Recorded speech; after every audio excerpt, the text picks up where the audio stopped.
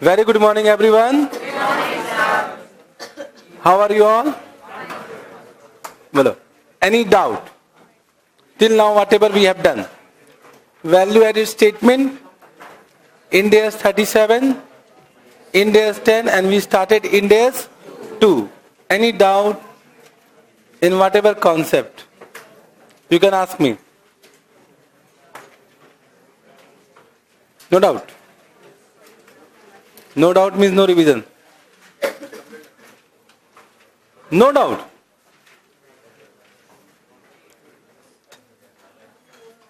Chalo, one homework I have given. That you have done? Tried? Bolo. How many of you have tried? One homework I have given about the same question which we have done in the class. Only this much. Balance. Chalo, write down. Let's see what you have done and what need to be done. Now, in that question, batao, what was the future payment? I am talking about example number 2. What was the future payment? Future payment is equal to 60 lakh. This need to be done after how many years? After 2 years. And what was the normal purchase price? Normal purchase price was 49 lakh 58,400. Means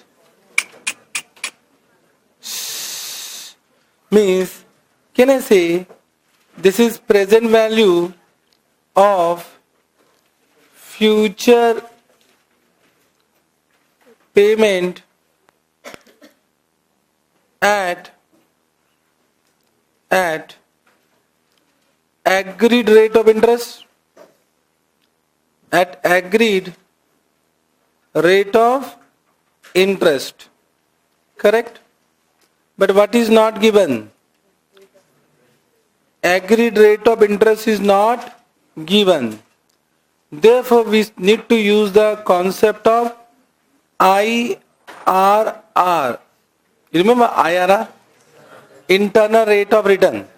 However, right now we know that at 10%, the present value of 60 lakh will be equal to what? This amount. Therefore, we can say 10% is the rate of interest. But suppose 10% was not in example number 1. I have not yet done example number 1. So you need to find out 10%. Abhi to from example number 1 we have understood that 10% will be what? The rate of interest. But we need to use the concept of IRR. So what we'll do? First we'll find out present value. So we'll ignore 10% right now. Okay. Present value of future payment at, let us assume 9%. Can you give me what is the future payment, present value of future payment at 9% for 2 years? Can you calculate? So we'll do 60 lakh into what? Into 0.8416. 8416 is equal to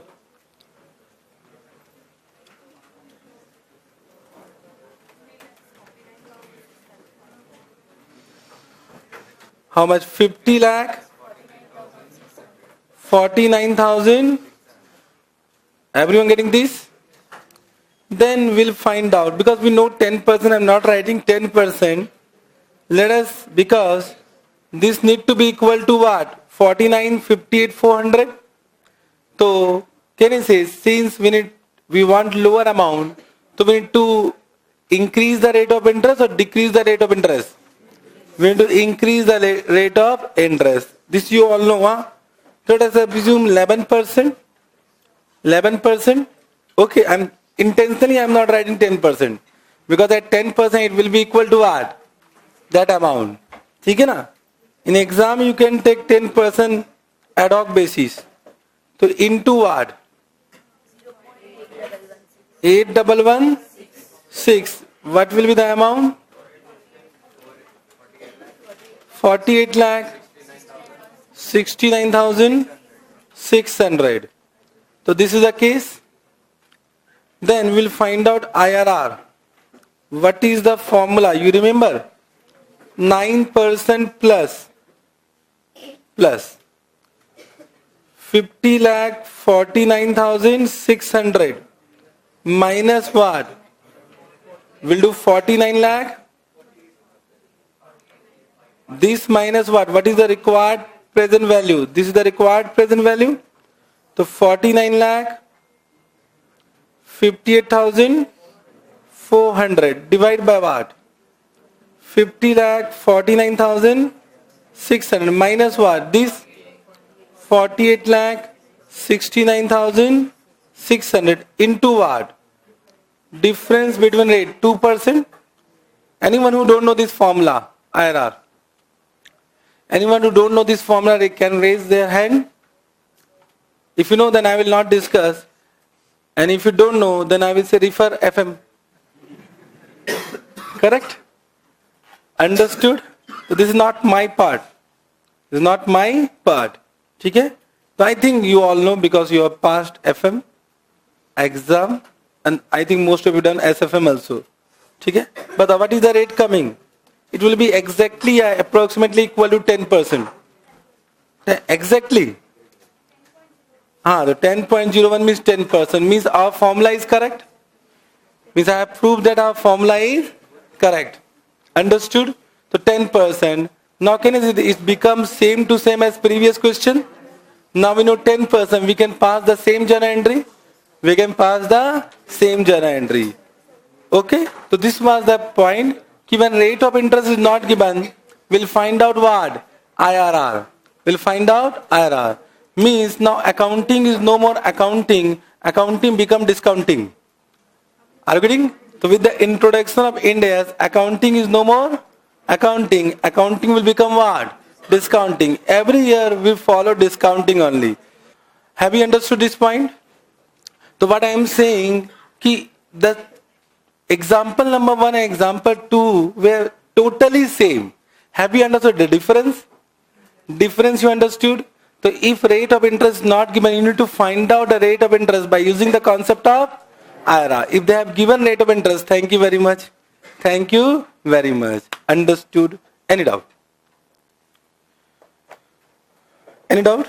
So this was a special point, a special case we are discussing, point number 2.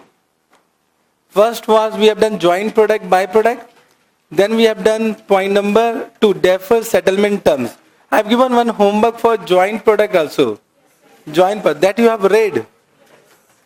Those who have done any doubt. Those who have done any doubt in that question. If you have doubt, then we'll do. Bolo. No doubt.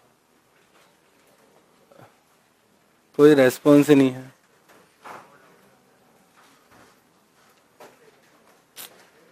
क्या बोलो? चलो, I will do, but not now. Point number 3. Write down cost of service provider. Cost of service provider. लिखो. In case of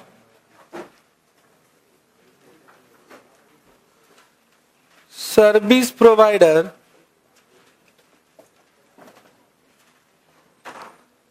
inventory, in bracket I don't WIP, include cost of service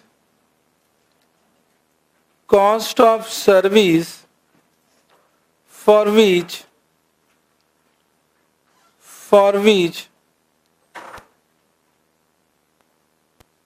revenue has not been recognized has not been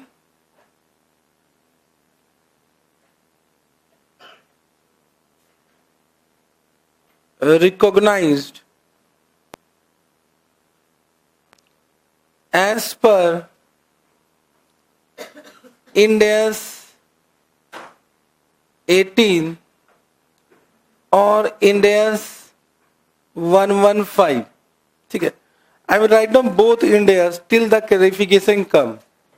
India's 18 has been deleted, but I don't know whether for November exam which one is applicable. No clarification has been given. Means when will be at the end of your batch, it will be clarified.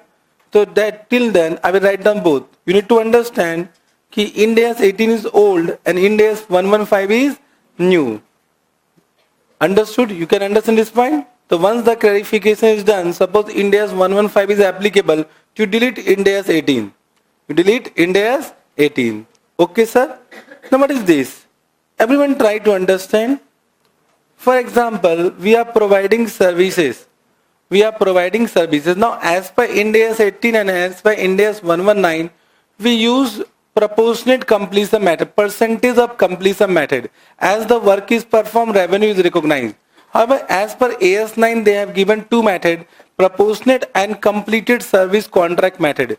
You can also recognize revenue when the service is completed, but completed service contract method has been deleted. Now it is no more available. Are you getting? So we can recognize the revenue from rendering of services by using which method?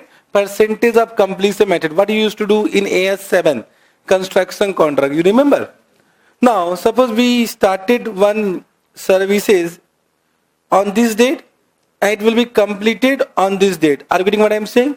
So some cost will be incurred यहाँ पर and some cost will be incurred at this point of time.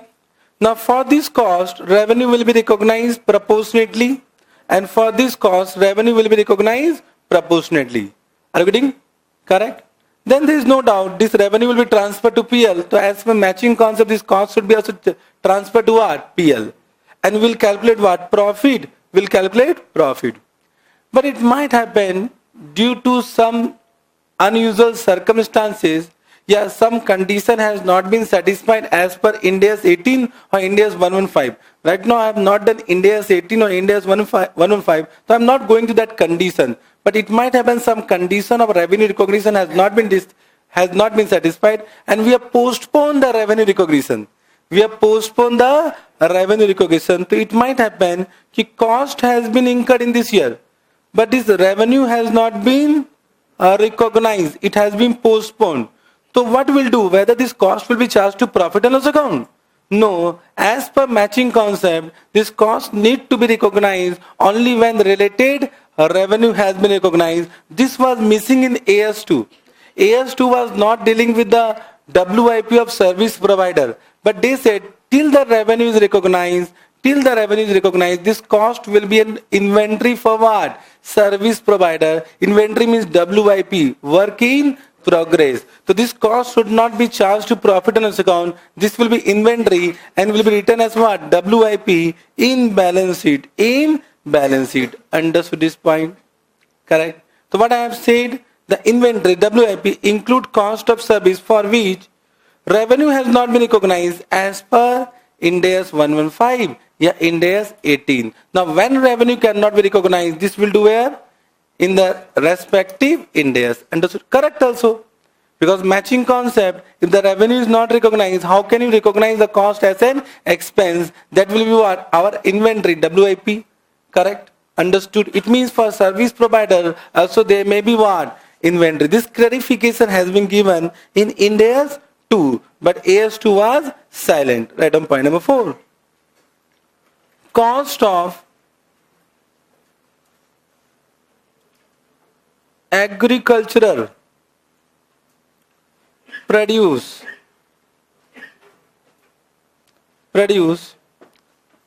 harvested from biological asset Biological asset. Cost of agricultural produce harvested from what? Biological asset. Now this biological asset is covered under India's 41. India's 41. Are you getting what I am saying?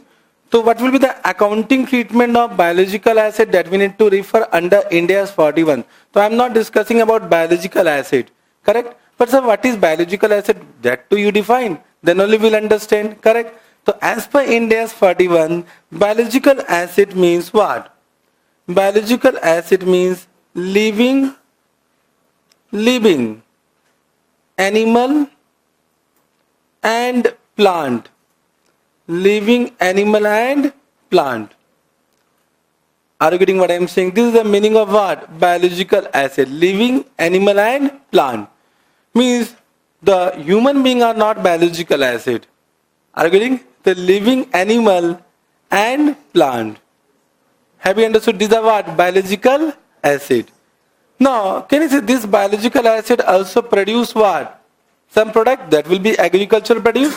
That will be agriculture produce. So this agriculture produce will become inventory. This agriculture produce will become inventory. Are you able to understand what I am saying? For example, Amul industry have what? Have purchased cow. So from cow they will produce milk. So milk is what? Agricultural produce. So milk will be the inventory for what? Amul industry. So we are talking about milk. I am not talking about cow. Cow will go where? India's 41. Right now I am talking about what? Milk. Are you able to understand what I am saying? Inventory. Now everyone try to understand what actually happens. Suppose this is what? A biological asset. Biological asset. Are you getting? Correct? And these are what? These are mango. These are mango. But till now it is not harvested.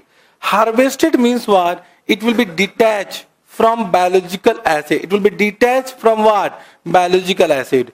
So till it is harvested, in this produce, India's 41 is applicable. India's 41 is applicable. Are you getting what I am saying?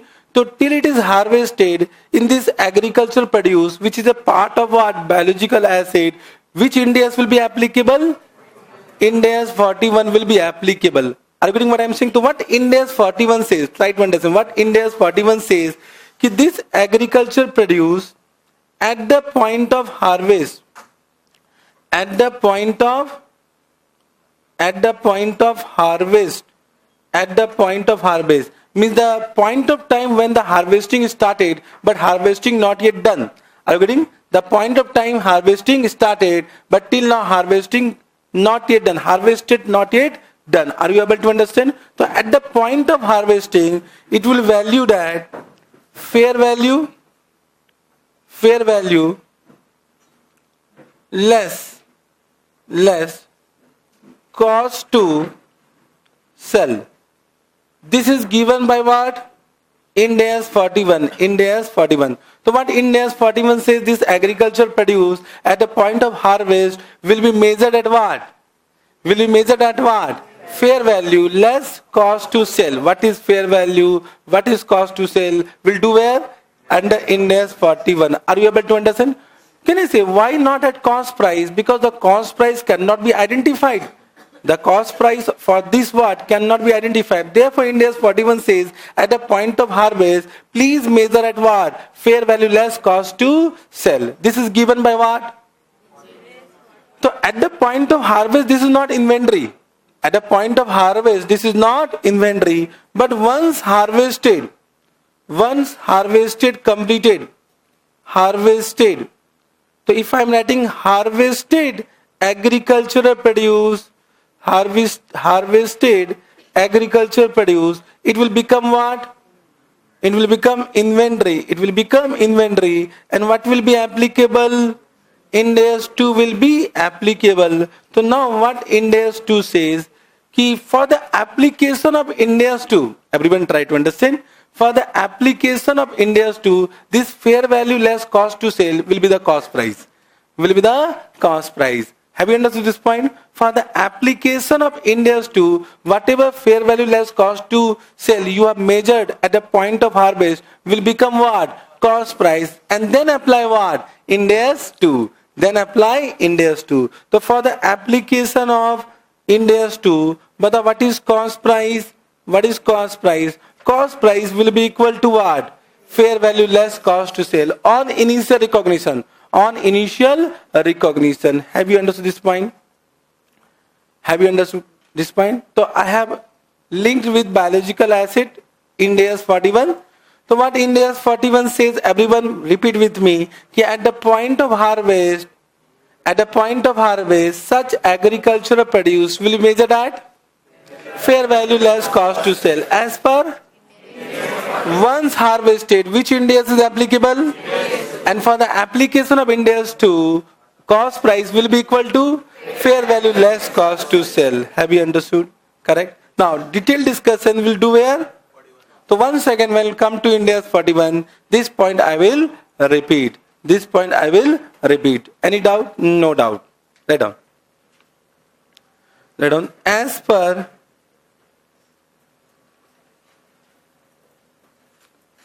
Ind AS 41,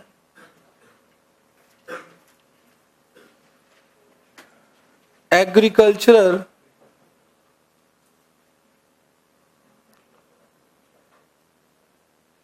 produce from biological acid are measured at fair value less cost to sell. Are you getting what I am saying? Fair value less cost to sell. We'll call it प्यार से FVCS. When I am writing FVCS, you understand this is what? Fair value less cost to sell. At which point? At the point of harvest. ठीक है? देखो. The fair value FVCS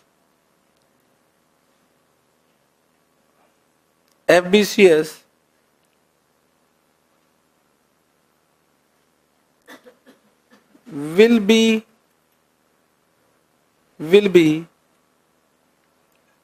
considered as what? Cost price of such harvested agricultural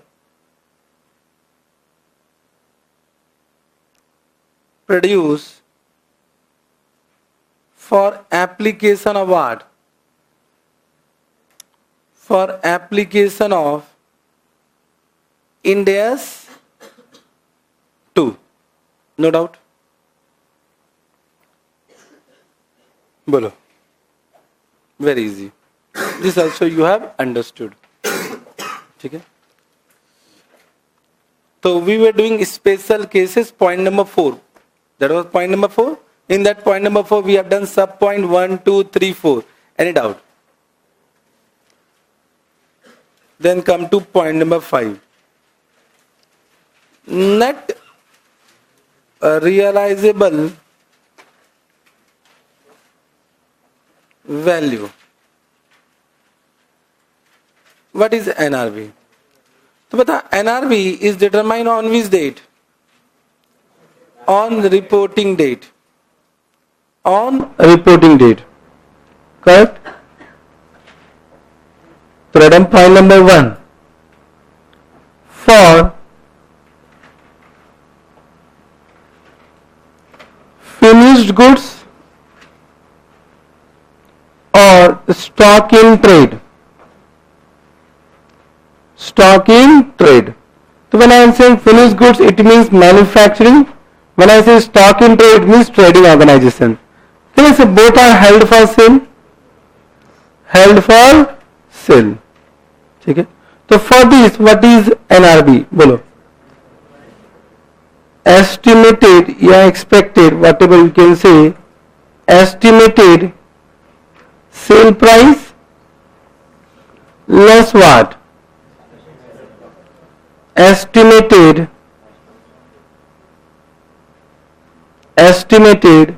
selling expenses. I think no discussion required. Whether any discussion required? This will be NRV. So one thing is clear, NRV does not mean sale price. NRV does not mean market price. NRV does not mean fair value.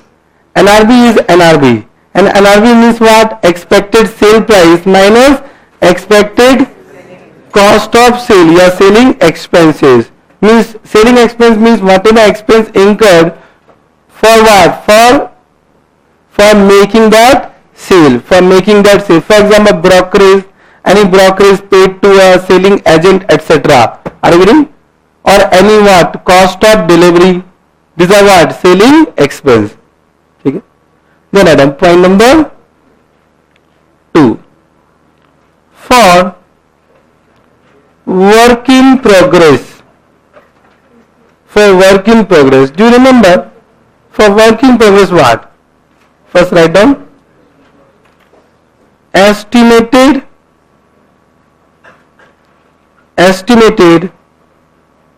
sale price. You remember? Minus what? Estimated selling expense. Correct? Then minus what? Estimated cost to complete. Correct now? Cost to complete. So this become what? NRV of? This is NRV of what? Work in progress. NRV of WIP. Add out. For WIP. So it is estimated sale price minus estimated selling expense minus what? Estimated cost to complete. Okay. My question is that this is estimated sale price of what? Of finished goods. This selling expense of what? Finished goods. Means can I say the difference is what? NRV of finished goods now. So from NRV of finished goods, what will deduct? Estimated cost to complete. It will become NRV of WIP. NRV of WIP. Have you understood? But everyone try to understand what I am saying. Correct.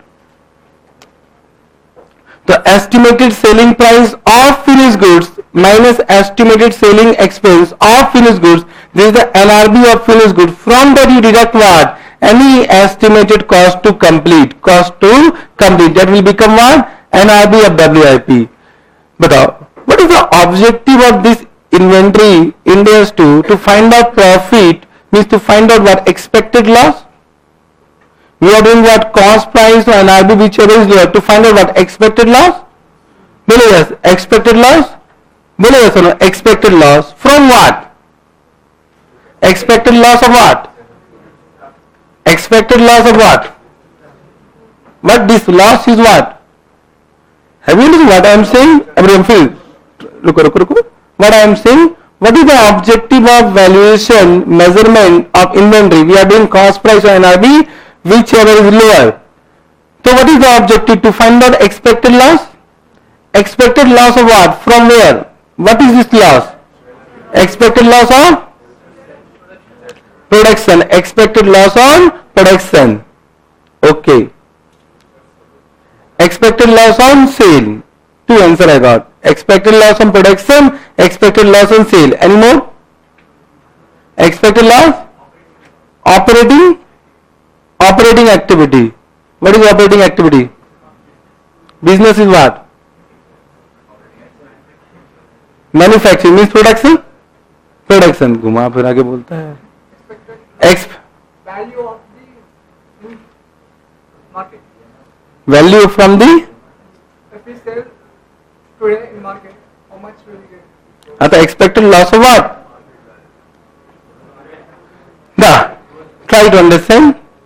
Everyone try to understand. The objective is to find out expected loss from sale, not production. First point. Expected loss from sale of what? Finished goods ki WIP? Finished goods. Can I say there cannot be any loss on sale of WIP because we do not sell what? WIP. We sell what? Finished goods. Can I say we have a WIP? It cannot be sold. It cannot be sold. If you ask your management, suppose you are a client, you are an auditor, and for your client you ask, what is the expected sale price of WIP? They will say, bye.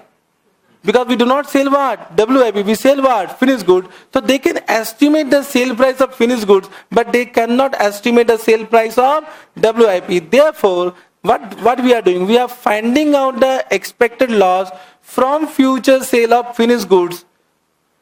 And because of that reason, we have taken what? Expected sale price of what? Finished goods. Have you understood? Let us take one example to understand this.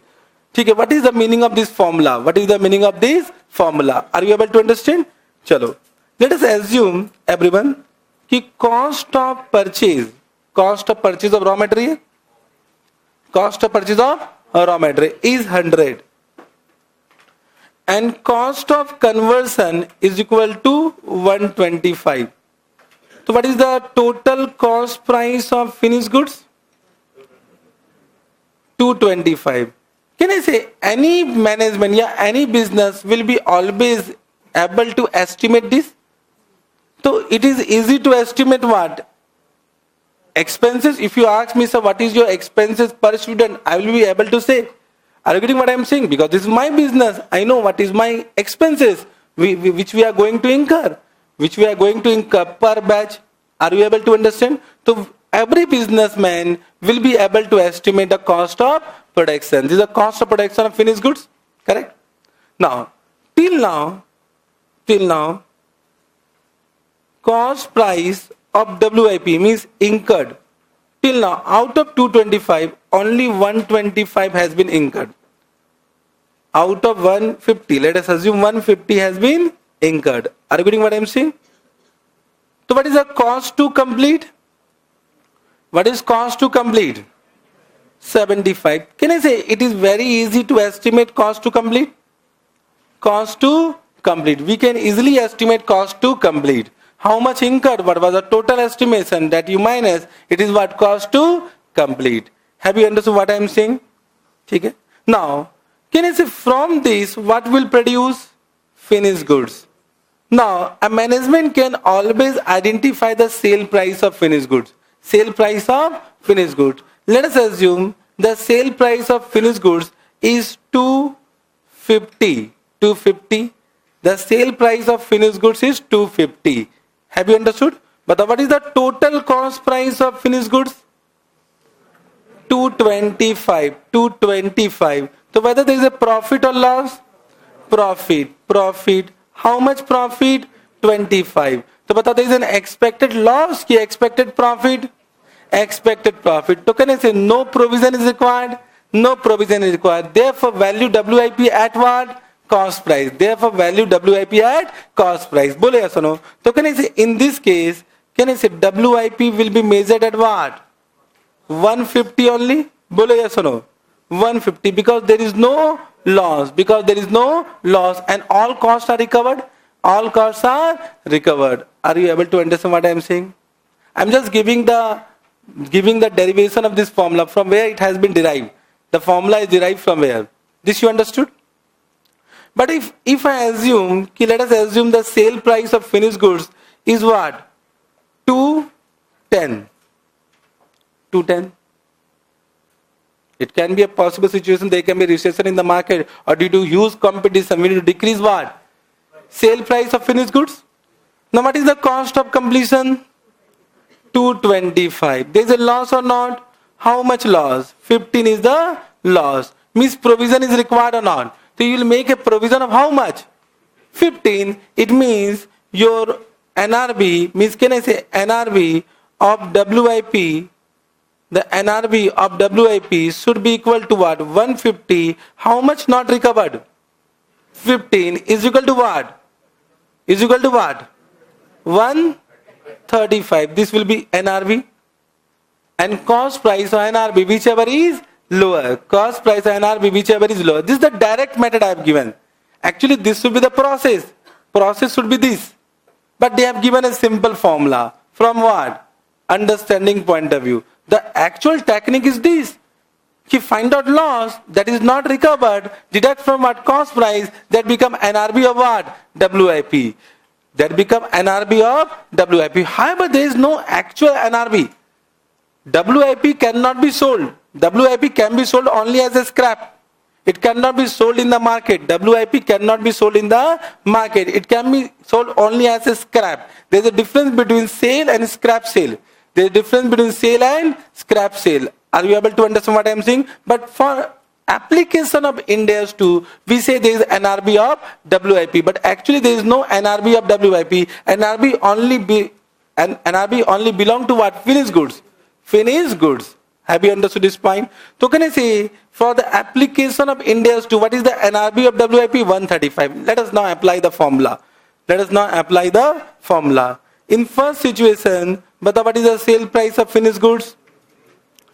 250. What is the selling expense? Nil. 250. What is the cost to complete? 75. 75. So what is the NRV? 175. What was the cost price of WIP? 150. Whichever is lower. So it will measure at what? 150. 150 in the first situation. Bolo. Are you able to understand? Now I am applying the formula. So in first situation, what was the sale price of finished goods? 250. I have not given any selling expense. So 250 minus what? Cost to complete I have given how much? 75. 250 minus 75 how much? 175. So what is the NRV of WIP? 175. What was the cost price of WIP? 150. Whichever is lower. So we'll value at what? 150. Therefore no loss. Therefore no loss. But apply second situation. But what is the expected sale price of finished goods? What is the selling expense? 210. What is the cost to complete? 75. How much? 130. 135 now? 135. NRV. What NRV I have calculated? 135. What is the cost price? 150. Whichever is lower. Automatically a loss of 15 will be booked or not? Automatically the loss will be provided. Automatically the loss will be provided. But this loss belong to but the expected sale of WIP or expected sale of finished goods? Finished good. This is what? Clarification. This is not a loss of WIP. This is loss on expected sale of what? Finished good. Not loss on sale of WIP. WIP cannot be sold. WIP cannot be sold. So the objective of Ind AS 2 is to find out expected loss on sale of what? Finished goods. Have you understood this point? Bolo. Any doubt? No doubt? Bolo, bolo.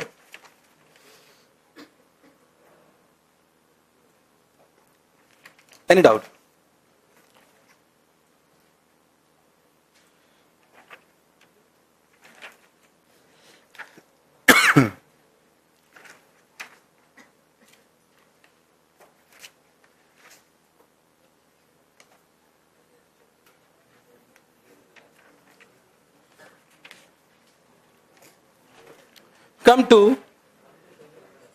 Come to, you have written now? No, but it means you are not writing with me. It means you are not writing with me. You need to write down with me, okay? Otherwise it will take what? For inventory I will take 9 hours. It means. Okay? I am teaching you for all clarification. Are you getting? So you need to be thoda sa speed. You need to write down with me because I'll be slow in explaining. Okay? This you have written? First you should write down this. This you have written? Write down. Everything is important. Whatever I am writing in good handwriting, write down. Write down. हो सकता है this is not important from exam point of view, but important for becoming CA. Understood? If somebody asks you after becoming CA, what is this? You need to explain now. Or you say, no, Baba, go, Chiranjeev sir.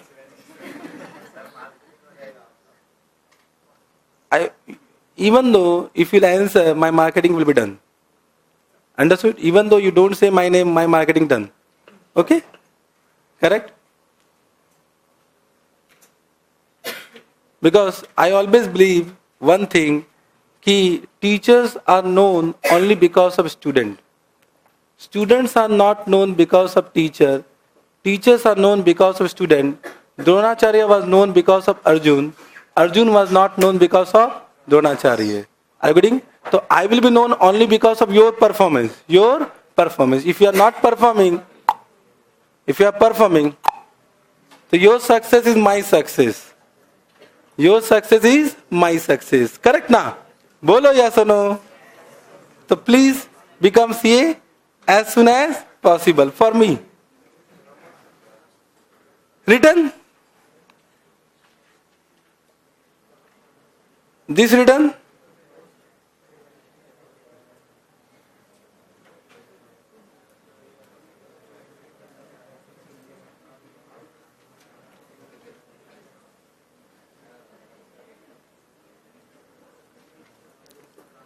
So this is the concept part. This is the fact. This is the case. But they have given a formula for this.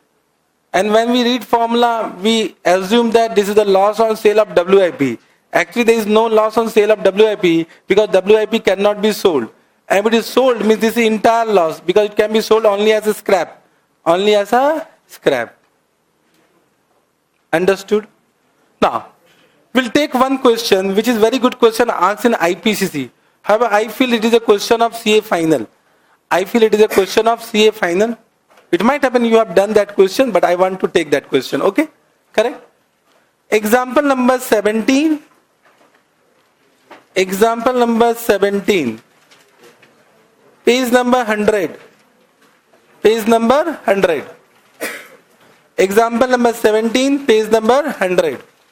On 31st March 2013, a business firm find that cost of partially finished units mean WIP on that date is 530. So, what is the cost price of WIP?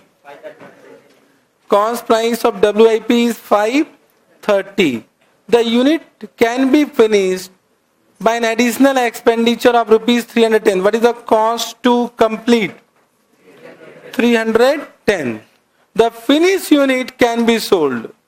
The finished goods can be sold at what? So they have given sale price of what? Finished goods is equal to what? 750. Subject to a payment of 4% brokerage. So how much 4% of this? 3030. This is the question they have asked. The firm seeks your advice regarding the amount at which unfinished units should be valued as at 31st March 2013 for the preparation of final account. Means they want what? Cost price or NRB, whichever is lower. So batao. What is the cost price of WIP? 530. This is the solution part, okay? What is the NRB? Will apply our formula. In exam, don't write much. Are you getting? Apply the formula. NRB of WIP. So what is the NRB? Batao. Expected sale price of finished goods. How much? 750. Minus selling expense 30. This is how much? 720. From this minus what? Cost to complete. How much? 310. What is NRV? 410. Whichever is lower. So value is equal to value of WIP. Value of WIP is equal to 410. Answer.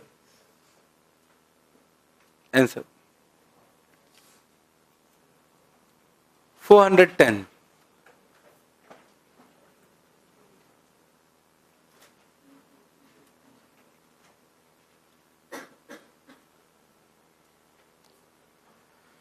410. Answer?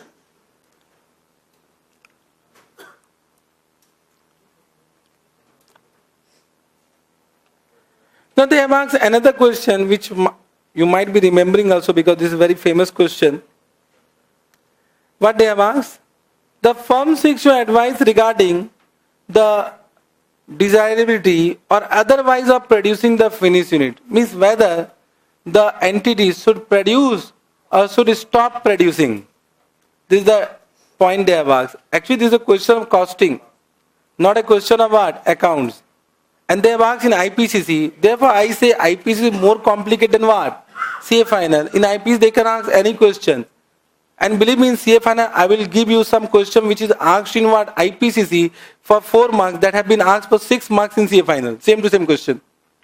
Means CA final is damn easy. Only what we don't revise. We don't revise. We don't, and this type of chapter we ignore. Are India's to doing from CPT, kaun padta re? And but if they will ask from India's too, they will ask very simple question. Even though they will ask simple question, you will not be able to write, because in exam we write only what we know, what we have done revision. Understood? Now they have asked whether the entity should produce or should not produce. Batao. Should produce or should not produce? Should produce. Everyone saying should produce? Bolo.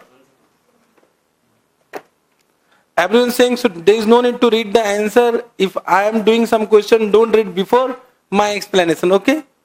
So in exam, even though solution is given for saving time, but don't read till the completion of explanation. Okay?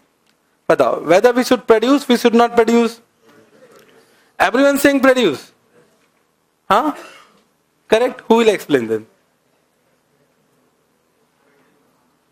Bolo.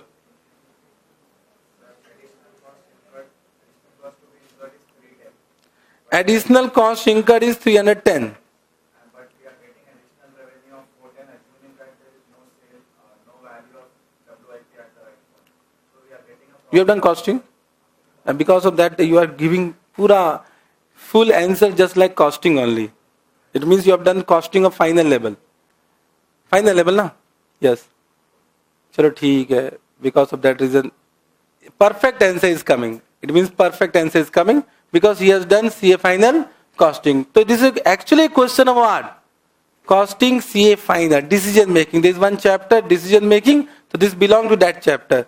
But if you have not done, suppose you have not done costing, what you should do? You should make 2 analyses always.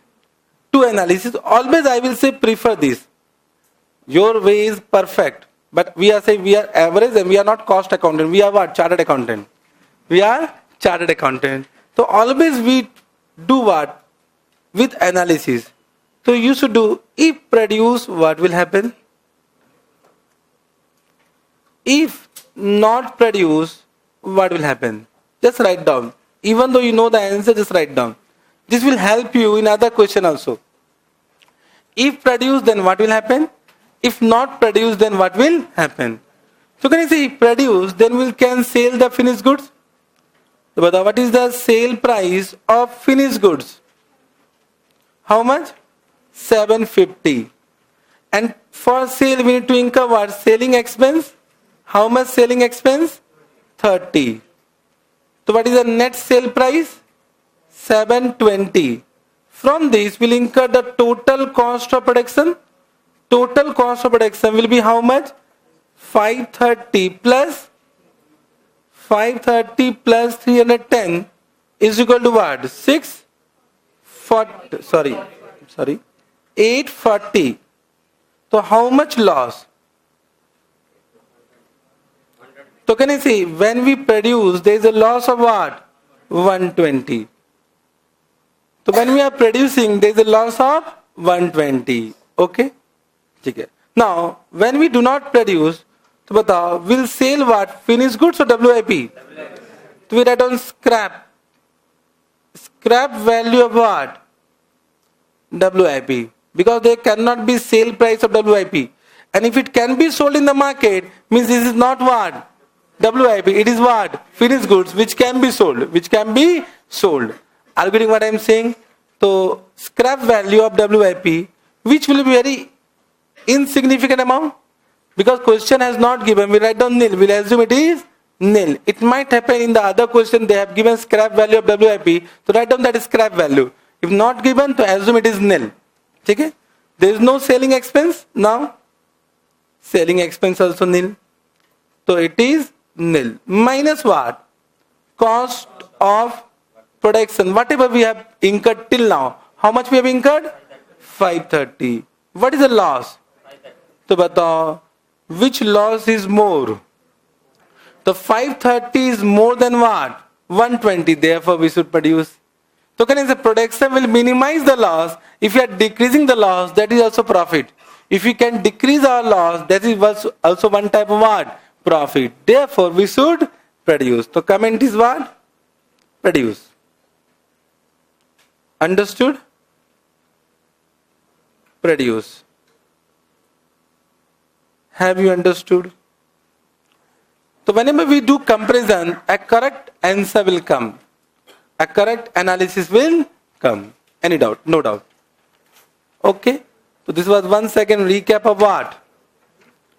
IPCC. Any doubt? Bolo. So we have done finished goods NRB, we have done WIP NRB. Now we'll come to what? Point number 3. NRB of raw material.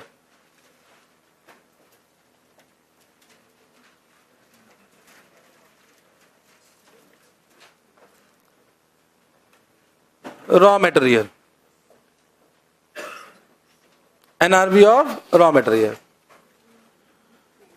So what India 2 says, everyone? Okay. 1 second, can I say the raw material cannot be sold? The objective is to find out expected loss on sale of finished goods. Means NRB of raw material will depend upon what? The sale price of finished goods. Are you getting what I am saying? Correct? First, this I will say NRB is a wrong term for WIP. For raw material. Because raw material is held for consumption, not held for sale. I can say semi-finished units will be sold as a scrap value, as a scrap. But raw material is always held for what? Consumption. Therefore, I will say this is the wrong term. Are you getting what I am saying? Wrong term. Are you getting? So what Index 2 says? If finished goods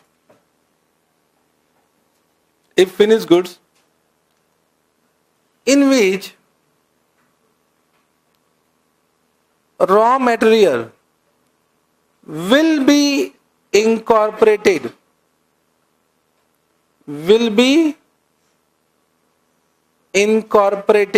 means will be produced from such raw material. So till now production not started. So the finished goods in which such raw material will be incorporated is expected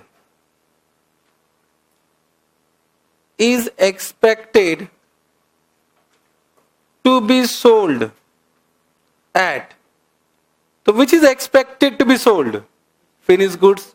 So 1 second, can I say the valuation of raw material depends upon the sale price of finished goods, correct? Is expected to be sold at either what? At cost price or more than cost price of what? More than cost price of what? Finished goods. So batao, whether any loss? No loss. Therefore, value raw material at what? At cost price of what? At cost price of what? At cost price of what? Raw material. At cost price of raw material. ठीक है. So the finished goods in which such raw material will be incorporated is expected to be sold at more than cost price of such finished goods. No loss. So no provision required. Therefore value raw material at what? Cost price. Understood? But if it is expected to be sold below the cost price of finished goods, then what? Value raw material at, you remember, at what? Lower of what? Point number A, cost price of what? Raw material, and what? Replacement cost. Replacement cost of what? Of raw material. Of raw material.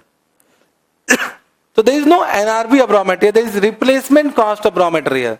What is the meaning of replacement cost? At current circumstances, it can be replaced at what price? Means it can be purchased at what price? So we can purchase raw material, we cannot sell raw material. Therefore they have said it should be replacement cost. It cannot be what? NRV.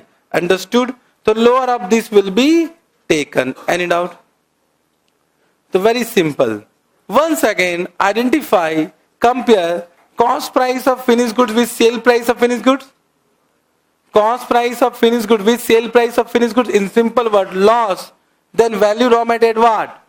Cost price or replacement price, whichever is lower. Profit, ignore, value at what? Cost price. Simple. Logic is this. Logic is this. Any doubt? No doubt. Now, everyone try to understand what I am saying. Key, it might happen, this is 1 year, key you are holding some stock, which were purchased some year before, which have been purchased as some year before. So suppose you purchased 10,000 units some year before at rupees 10 and till now not consumed. But what happened?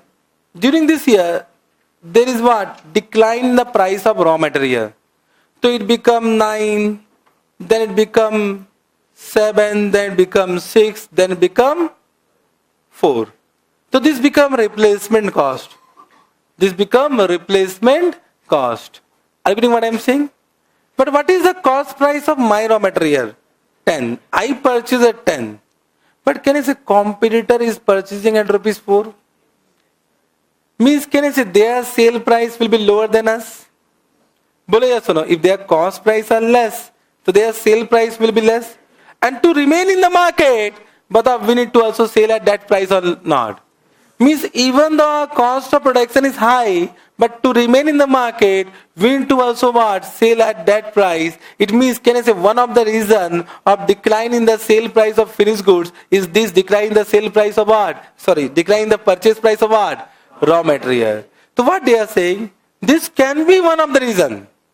This can be one of the reason. If this is the reason, you can identify from this. Cost price or replacement cost, whichever is lower. Means everyone try to understand. Suppose you purchase at rupees 10, now it become 8 rupees. It is what? 10 rupees only. But can I say there can be other forces in the market? Other forces in the market for which the sale price of finished goods has been declined? Bolo yes or no? Ho sakta labor cost has increased? It might happen. Bolo yes or no? It might happen the cost of other cost of production has increased. Means raw material price remains same. But there are other factors for which we are incurring loss in future. Bolo yes or no? So this is not the reason for what? This is not the reason for what? Expected loss. Therefore what you look? Cost price or replacement cost? Whichever is lower, there is no loss. From what? From raw material. Understood? The formula is correct, but there is one controversy in this point that I will discuss after taking one question. Write down. Question.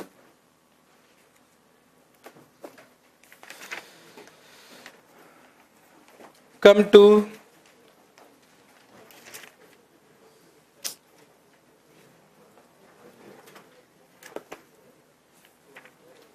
example number 19, page number 101. Example number 19.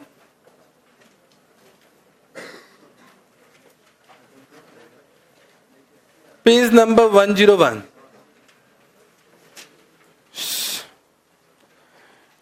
What they have said? A Limited uses a single raw material that convert that into finished product. During the current period, the cost of production and sales are as follows. During, but when they say during, it means what? At the beginning or during or at the end? During. So it is not at the end. It is not at the end, but valuation is done at the end. So this information is not for the year end, correct? So they have said raw material 3 units at rupees 8 each. Means for producing 1 unit of finished goods we require 3 units of raw material, and the cost price of 1 raw material is what? 8 rupees. It becomes 24. Then cost of conversion is 26. So 24, 26, it become how much? It become 50. But can I say this is our budgeted cost during the year? This is our budgeted cost during the year. And selling price is what? 75. Selling price always of what? Finished goods. There cannot be sale price of what?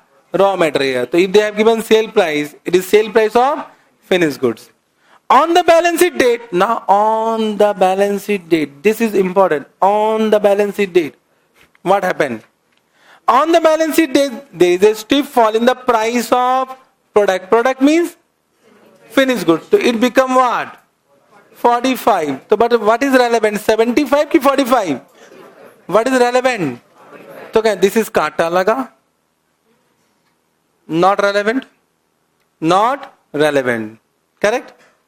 Then, because of competition and a steep fall in the material price, okay sir, currently the material can be purchased at rupees 4. Means what is the purchase price of raw material? Okay, this is what? Replacement cost? 4. Replacement cost is 4. Everyone. Then what? On the balance sheet date, there are 1 lakh units of raw material in stock purchased on 31st March 2004 at a cost of rupees 5 per unit. So we have how many stock? 1 lakh. Which we have purchased at rupees what? 5. Which we have purchased at rupees 5. So what is the cost price of raw material for us? For which we are doing valuation is what? 5. 5. But this budget was done at what? 3 into 8. 3 into 8. Are you getting? You are required to value inventory on balance sheet date. Batao, will value at cost price or replacement cost, whichever is lower? Cost price or replacement cost, whichever is lower?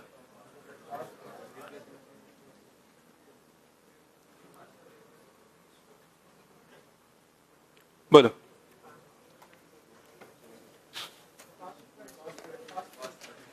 Everyone saying cost price. Huh?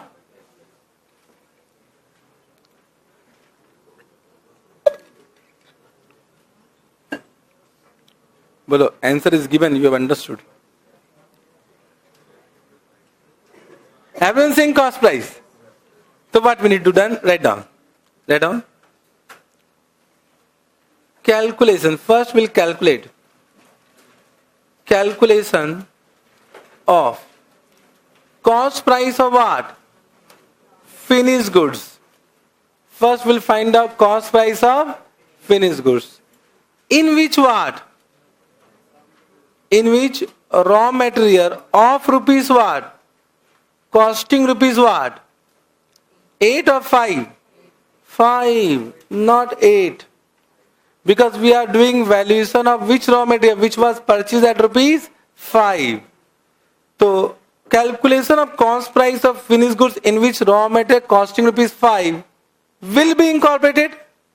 Will be incorporated. Are you getting? Will be incorporated means, but what is the cost of purchase? Cost of purchase will be 3 into what? 5 now? Not 8. 3 into 5. So it will become 15. And cost of conversion will remain same, 26. So batao, what is the cost price of finished goods? Cost price of finished goods 41. And what is the expected sale price? What is the expected sale price of finished goods on balance sheet date? Correct? So there is no loss. There is no loss. The value raw material at what? Cost price. Understood? Correct? Have you understood? Any doubt?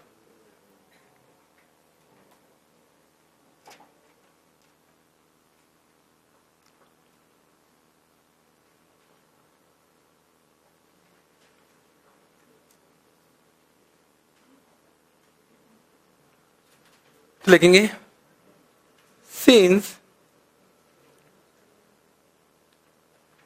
finished goods are expected to be sold at more than its cost price. Therefore,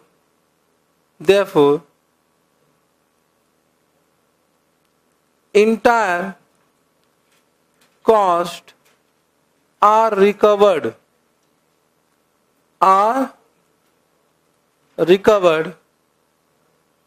Hence, raw material will be valued at what?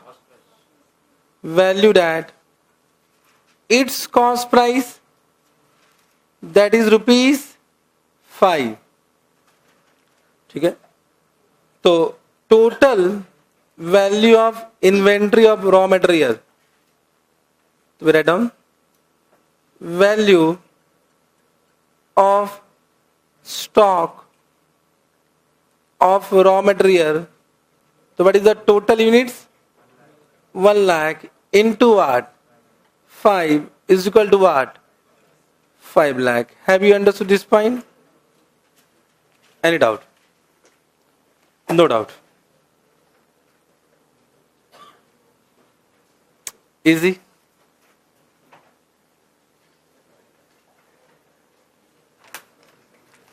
Correct? Simple?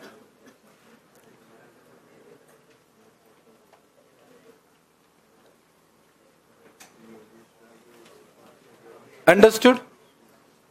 Correct? Write down. Note.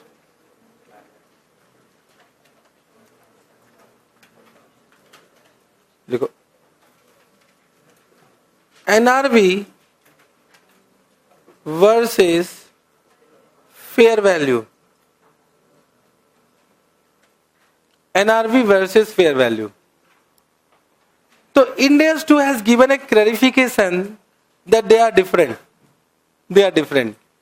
1 second, AS2 was silent regarding this. So Indians too has given a clarification by don't use fair value, it is NRV. It is NRV. So when you are saying cost price of fair value which is low, it will be a different meaning. It will have different meaning. Means can I say both are different? How? So NRV is estimated, and this is what? An entity specific value. Entity specific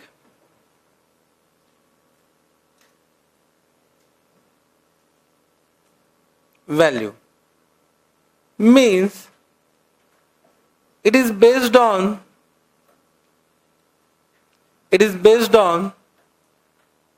what entity sell.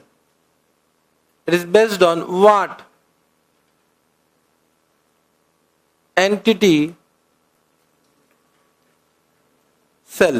Are you getting what I am saying?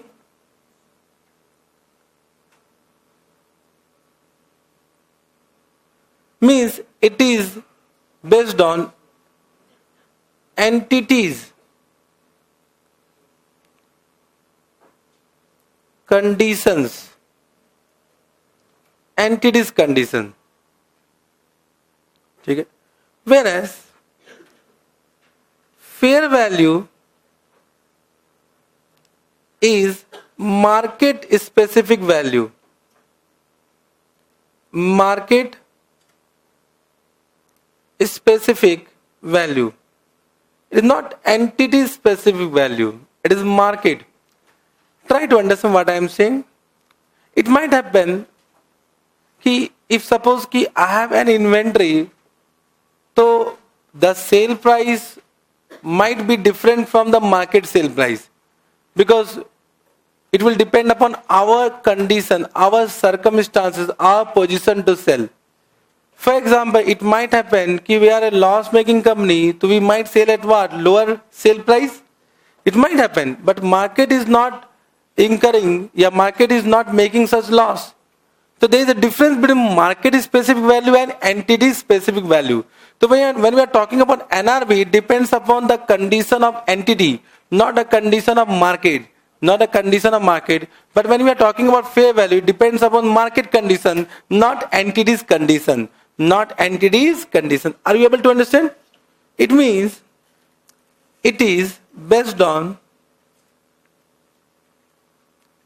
where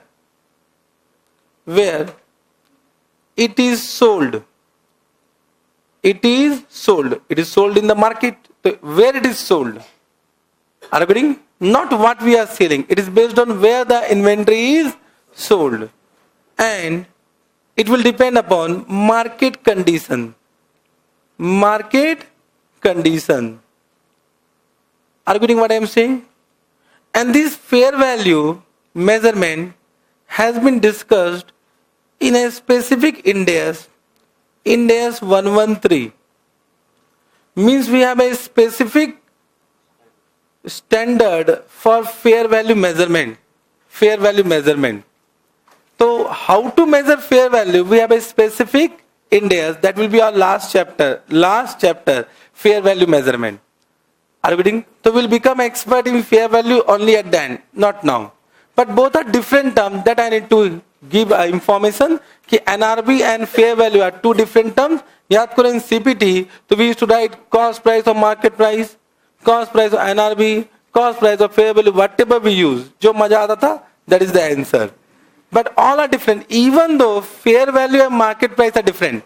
Fair value and market price are different. So all terms are different. All terms are different. Have you understood this point? Bolo. Correct? Any doubt? Now, whenever we talk about NRV, there is no specific index for this. Means can I say how to measure NRV will be given in index 2 only? Index 2. So there is no specific measurement index for NRV. So how to measure NRV will be discussed in index 2 only. So we have done the formula part. But one doubt will arise, sir, how to estimate sale price? How to estimate sale price? So which sale price? You are talking about which sale price? It is a quoted price, listed price, catalog price. What you are saying, sir? Discounted price. So we are not able to understand. So please answer. Are you able to understand? So what is the meaning of expected sale price? So which expectation, sir? How will expect? So they have given some guidelines for this. They have given some guidelines. Sir, guidelines is required. Otherwise, everyone will take their own view. Correct? So write down. Next point, note number 2. How to determine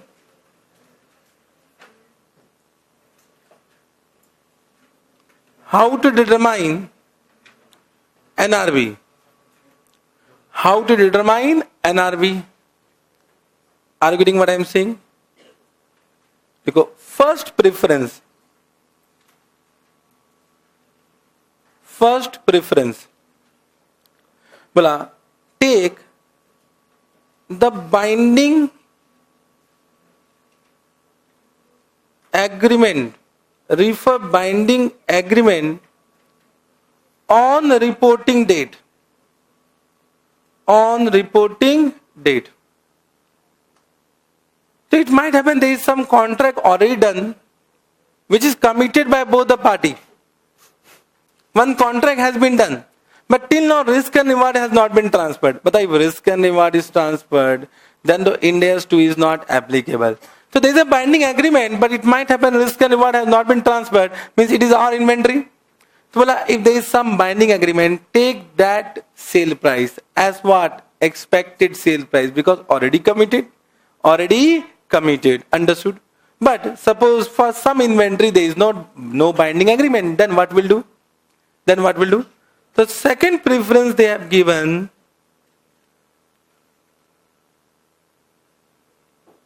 sale agreed before what? Before approval of what? Financial statement for issue. The sale agreement before approval account. But if there is no binding agreement, just look whether the same inventory has been sold before approval account. If it is sold, then that is what? Expected sale price. Means you don't estimate. Find out actual only. Yaad karo, I have given one example. And a lot of doubt came. Actually, I should not take that example there. I said, ki what? There is what? Reporting date. And that is date of approval, and cost price is 1000, and NRB I have written question mark. Yaad karo. I said sale has been done at 800, so this become what? NRB. This is due to what? Ind AS 2. Because there is a condition existing on balance sheet date for what? Sale. Are you able to understand? So if any sale has been done before approval account, so that become what? Their expected sale price. But try to understand, this is very rare situation that it will be sold at below 1000. Are you getting? And it will be sold below 1000 only when there is some condition of what? Damage or obsolescence on balance sheet date only. Are you getting what I am saying? So it is very rare situation that we are selling at what? Less than cost price. But if you are selling less than cost price, whether that is expected sale price or not, that become expected sale price. Are we able to understand my emotions now? So that doubt came. The doubt is over now. So second preference given where? In Ind AS 2. Have you understood? The first what? Any binding sale agreement. If not, then what? Sale agreement. Sale agreed before what? Approval of account. Sir, if it is not yet sold, means approval date is also over. Now what will do? Then go to management and ask the fair estimate. Because they are the expert in that business. Now at the end we'll go to management and ask what? What is the fair estimation? What is the fair estimation? Means in this part too we never do any type of audit. Whatever management says we say tick, tick, tick, tick. But can I say there can be lot of loopholes here? So when we are doing audit, we should find out all these points. And if there is a condition of some obsolescence or etc., you do a proper audit for this. Proper audit for this. Are you able to understand? Bolo. Are you getting? Write down. Third preference is what? Third and last preference. Fair estimate given by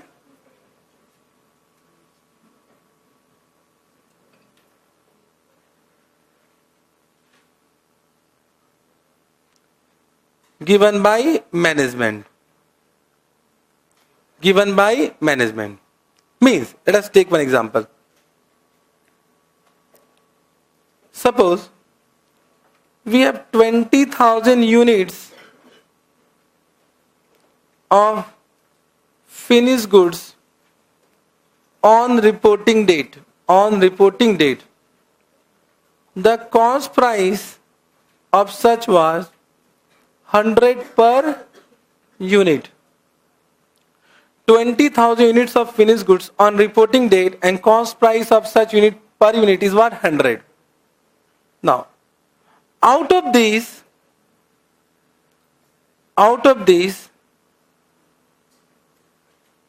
for 2000 stock, there was a binding sale agreement, binding sale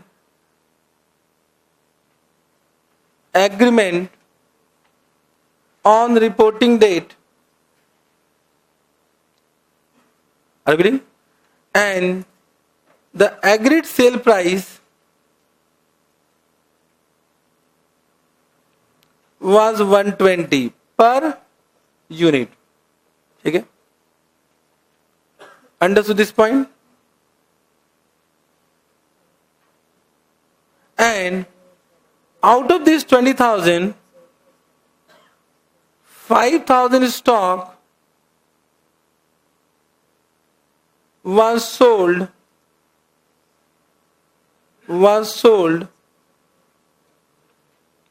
before approval of account. ठीक है? At rupees 90 per unit. ठीक है? Don't ask me why, हाँ? Why 90? हो सकता है some हो कुछ हुआ. I agree. Don't ask me. And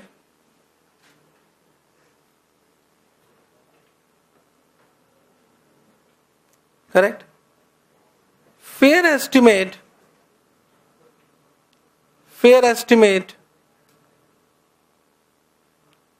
given by management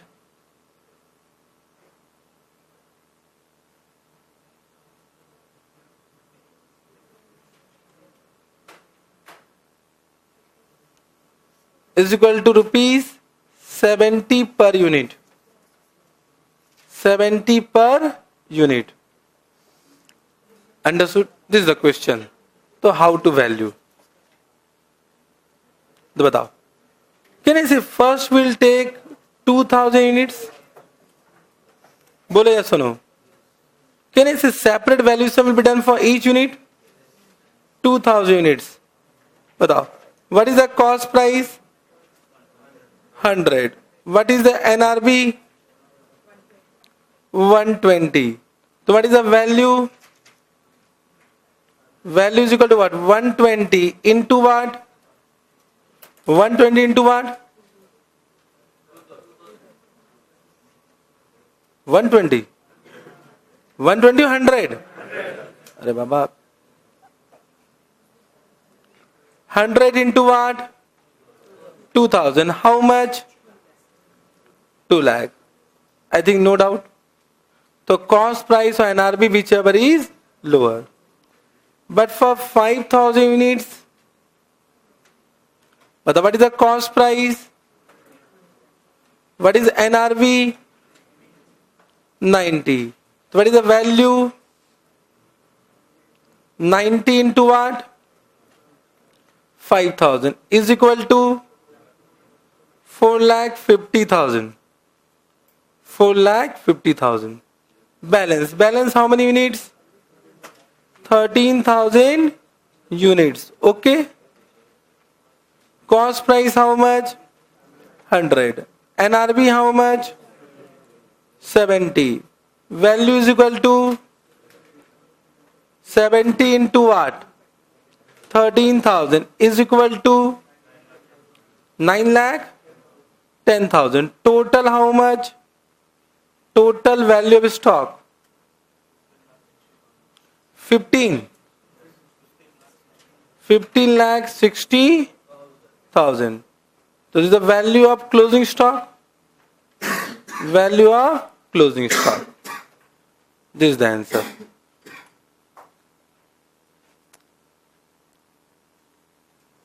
Doubt? पूछो.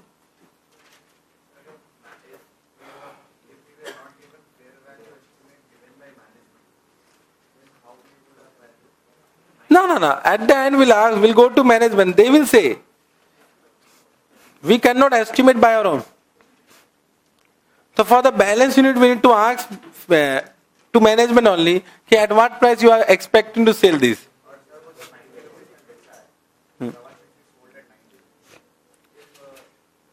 the reporting period and before the date of sale, Now then this is not an adjusting event. That already I have discussed. What is this question? Ki this price has declined because of some event which occur after what? Balance sheet date. Are you getting? Then will not take this. Some fire occurred after balance sheet date and due to that price decline या damage हो गया, then it is non-adjusting event. So no adjustment. Then we'll take what? The fair estimate as on what? Balance sheet date. Okay? But I am saying suppose there was no such event, then this is the case. Okay? Any doubt? Any doubt you need to ask me. Okay? Now, write down. Next point. What is the point number? Likho. Comparison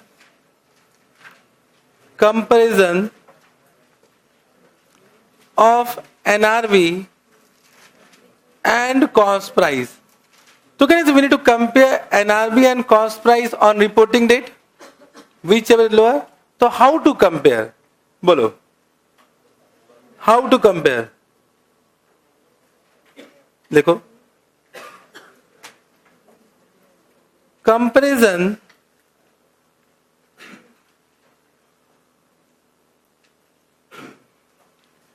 is made on item by item basis. You know item? Huh? So item by item basis. Every items are important. To give respect to each item, compare what item by item basis means on individual basis. On individual basis. Item by item basis. However,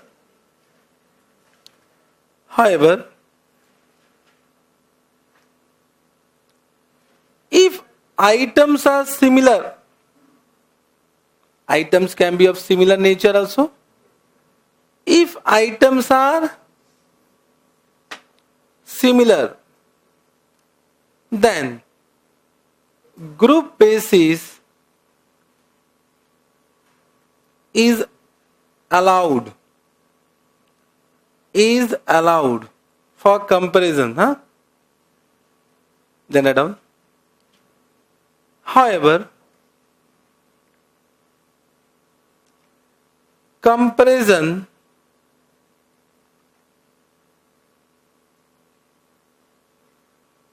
should not be done.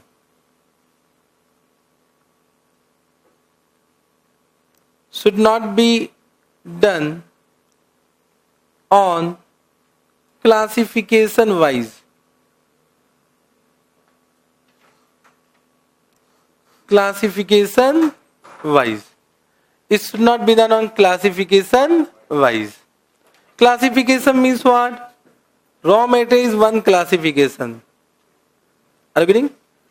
So raw material is one classification, finished goods is another classification, WIP is another classification, stock in trade is another classification.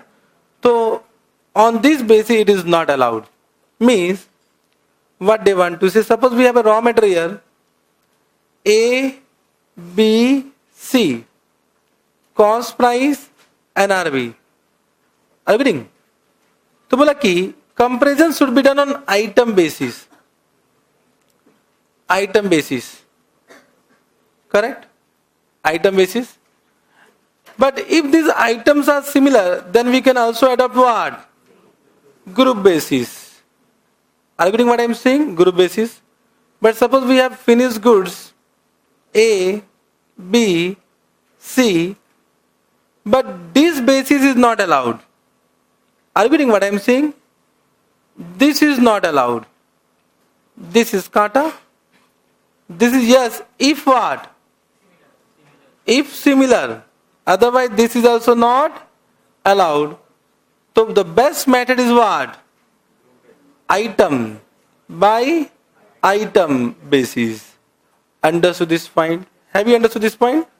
This is 1 marks question of CBT, 4 marks question of IPCC and 6 marks question for CA final. Means in CA final also they have asked question on this basis. They have asked. Are you getting? Which is more complicated? You say. CBT. Then what? IPCC. Then what? CA final. So we passed CPT, we passed IPCC. Now pakka pass what? CA final. Pakka.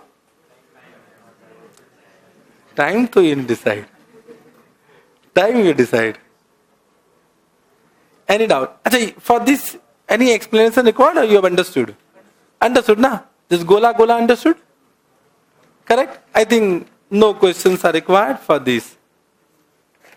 Now, write down. Point number 7. Recognition of expense.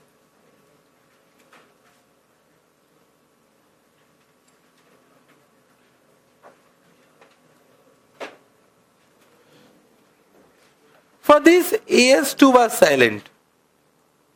AS2 is silent for this. However, even though it is silent, we used to follow this technique only. Even though AS2 was silent, we used to follow this technique only. But in AS2 has given when to recognize expense. When to recognize expense. So what they say? Point number 1. Write down. When inventory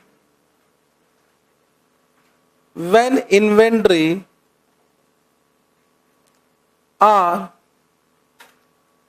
sold. Write down. Recognize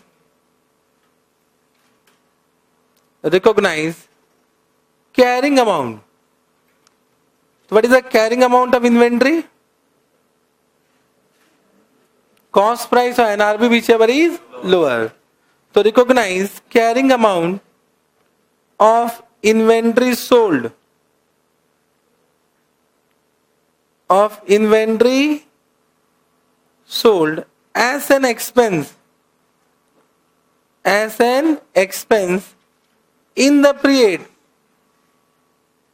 In the period in which related revenue has been what? Has been recognized. Understood? Means of course we follow what? Matching concept. We used to follow this only. Even though AS2 was silent. Correct? So when inventory is sold, in that period, recognize the carrying amount of inventory which has been sold. Which has been sold. Correct? I think no doubt. Point number 2. When inventory is written down to NRV. So when inventory is written down to NRV, it will also have some loss or expense. So when to recognize that expense? Write down. Recognize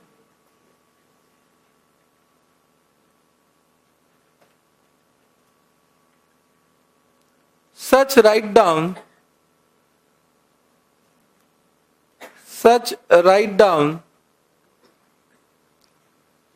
as expense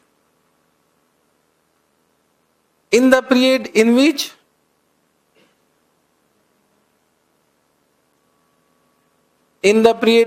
what?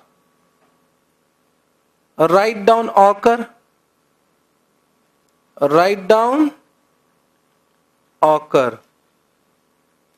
Once again, even though AS2 was silent, we used to follow this only. Correct? Point number 3. Write down. When reversal of write down occur. So there may be reversal of write down also. So what need to be done? Write down. Recognize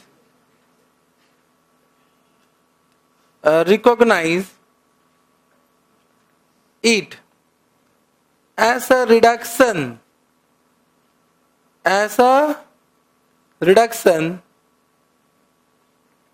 in the amount of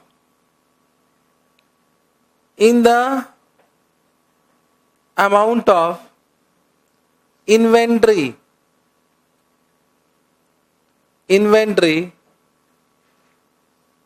recognized as expense in the period in which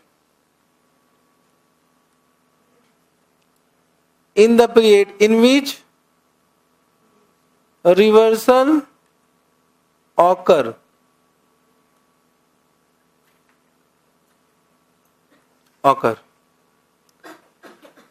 Correct?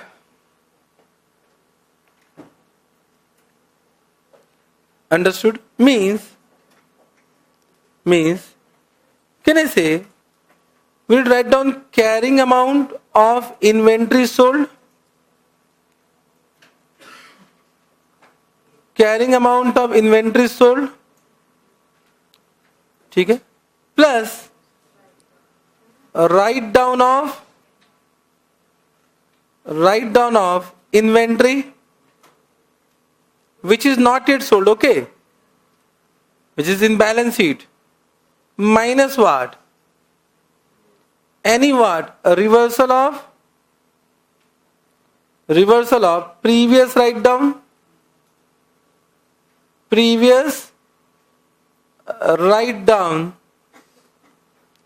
This become total expense of current year. Are you getting what I am saying?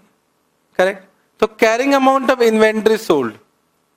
Carrying amount means cost price or NRV, whichever is lower. Then any write down of inventory in current year. Which is in closing stock. And any reversal of write down in current year which is in closing stock. Are you getting? This net amount will be the expense. Which will be what? In SOPL. Have you understood this point? Bolo.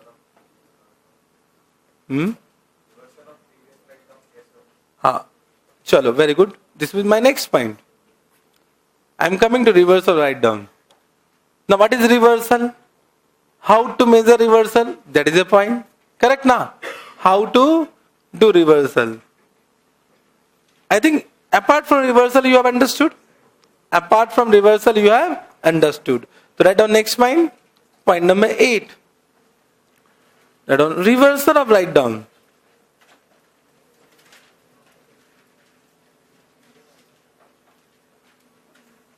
Reversal of write down. First, let us take one example to understand this. Even though for this also AS2 was silent. Is silent. Even though we used to follow this technique only. Are you getting what I am saying? Correct? So I will say it is an examination difference, but practically we used to follow this only even though AS2 was silent. Correct? Now let us take one example. Year 1, year 2, year 3. Everyone, cost price NRV. Now cost price was 10,000 in year 1. It become what? 8,000 in year 1 end. So what is value? 8,000. How much write down? Decrease how much? 2,000. So this 2,000 will be charged to profit and loss account of which year? Year 1. This 2,000 will be charged to profit and loss account of year 1. Any doubt? No doubt. Bolo.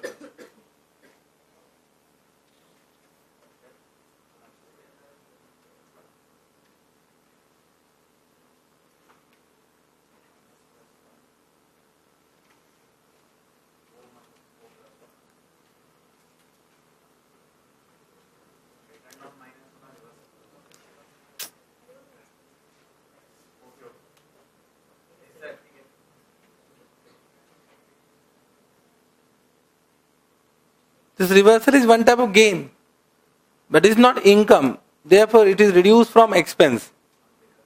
Okay? Correct? This example you have understood till now. The next year it might happen, the NRV might increase also. There may be changes in circumstances. Means it might happen that there was some restriction on the goods which we are selling. For example, we are doing business of liquor. So some restriction was imposed by government. So NRV went down, then restriction was what? Cancelled. So once again NRV will be there, which will be more than what cost price? There can be a circumstances. So changes in circumstances might be changes in what? NRV? Might be changes in NRV. So cost price will remain same, but it become 9,000. 9,000. But what is the value? 9,000 now. Correct? So can I say 8,000 now increased by what? 1,000. So now there is a what? Reversal of previous write down by how much? 1,000. Means last year write down has been reversed. Has been reversed. So it will be what? Recognizing current year SOPL by reduction of what? Expense.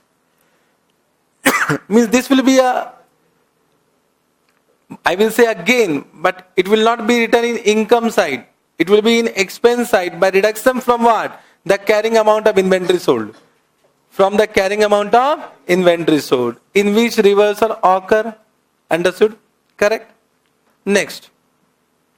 Year 3 it was 10,000. Now it become 12,000. But what is value? 10,000. But how much increase?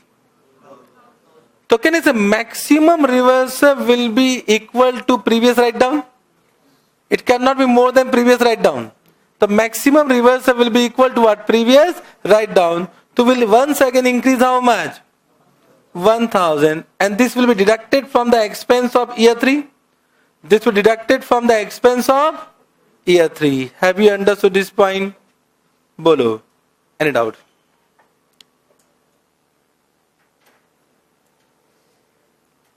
Any doubt? Expected question on this part. They may ask a question because difference point. So they may ask. Easy? Dekho.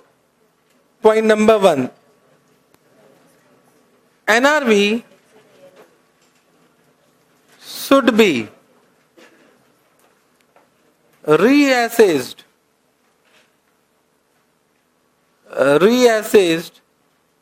at each reporting date.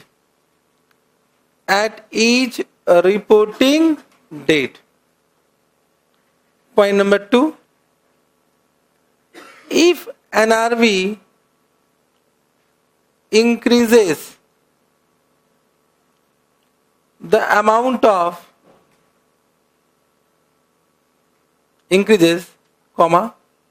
the amount of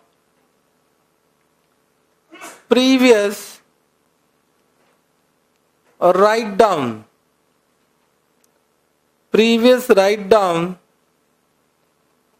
is reversed so that new carrying amount of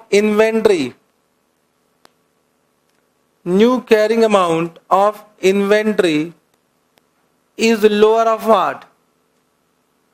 Is lower of what?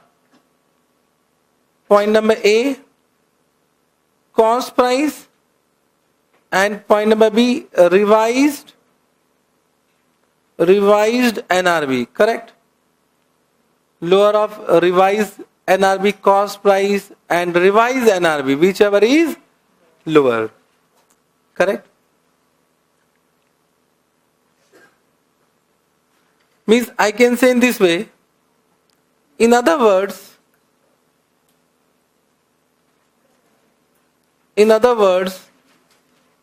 reversals should not exceed what? Reversals should not exceed previous write down.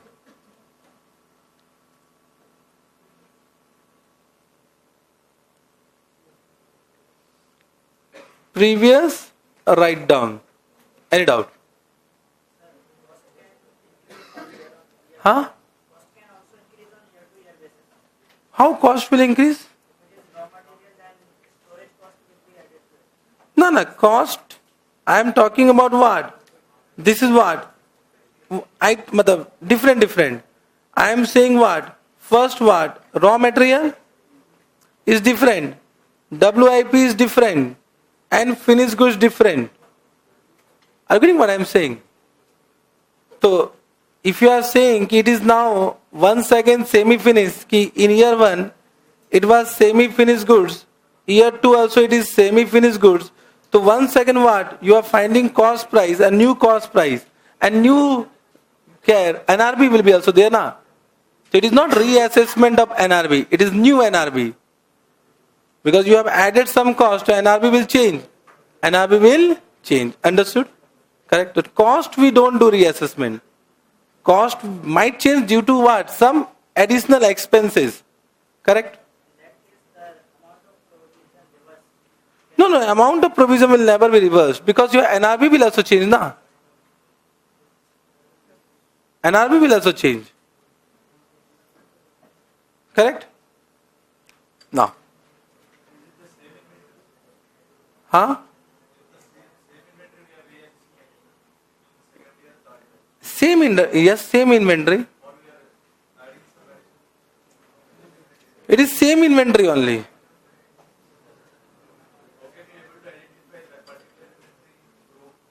What? Particular?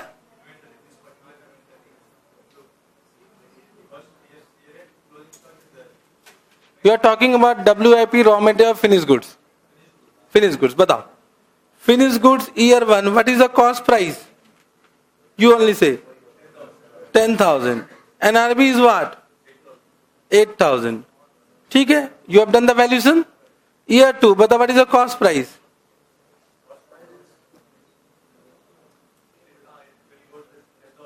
$10,000 now. What is your doubt?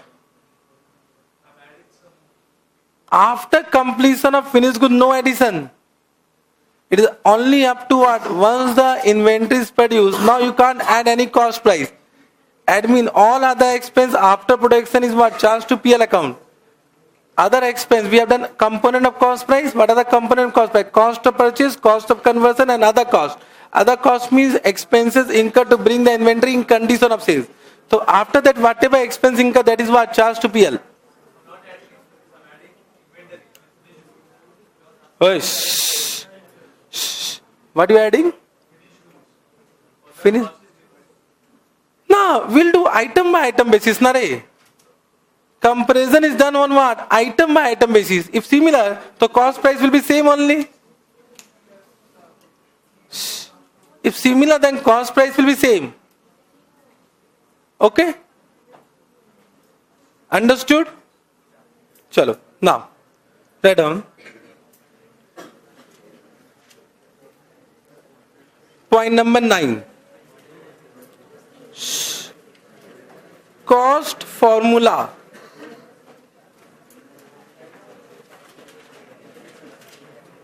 Cost formula. Cost formula. I think in this you are expert. Only I need to recap. Inventories. For the purpose of cost formula, inventories has been divided in 2 parts. But what are the 2 parts? You remember? Inventories which are not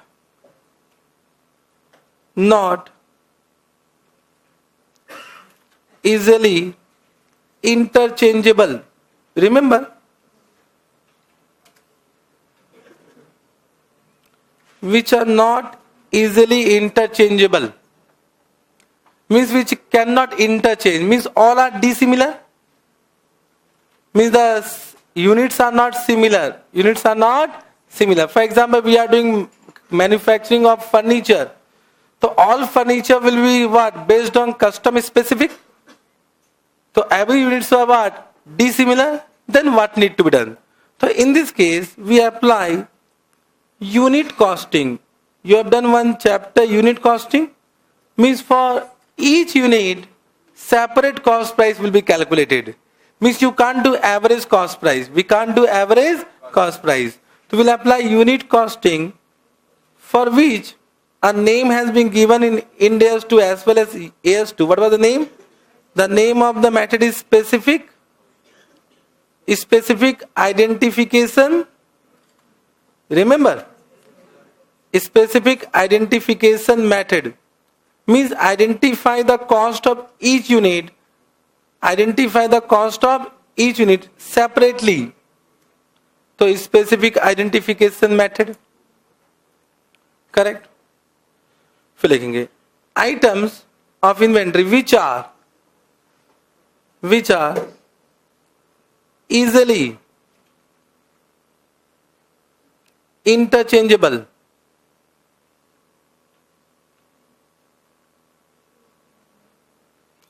Means I can say in one word similar units. Correct? Understood? In this there are two parts.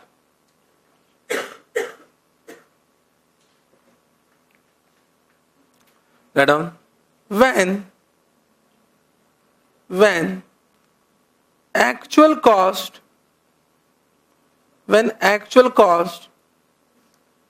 can be determined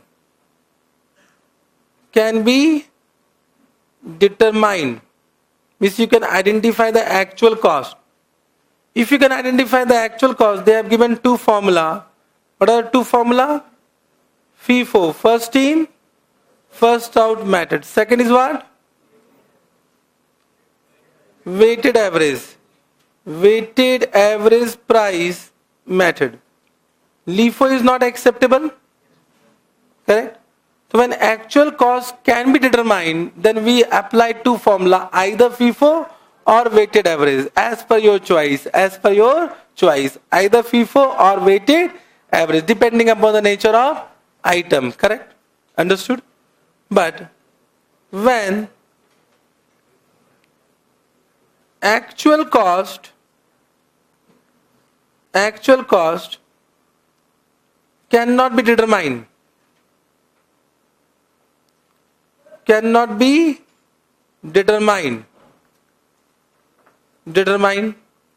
ठीक है? Then IND AS2 has given some techniques. They have given techniques of inventory valuation.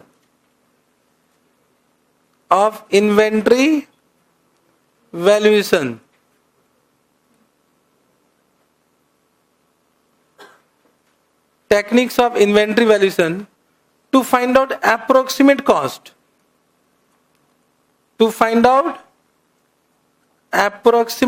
Means it will be not actual cost but somewhere near to what? Actual cost. Approximate cost.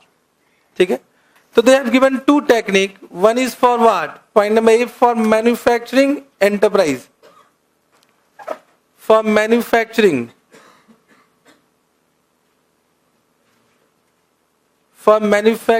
activity, they have given standard costing.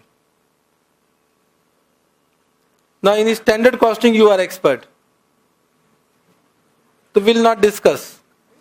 Now you all know the standard costing is not actual cost. It is based on what? Budgeted. So somewhere we find out approximate cost on the basis of normal level of efficiency. So in case of manufacturing entity, it is not easy to find out actual cost of each unit, but whether it is possible. Therefore we follow what is standard costing. Correct? Second, they have given for what? Trading or retail activities. They have given adjusted selling price method.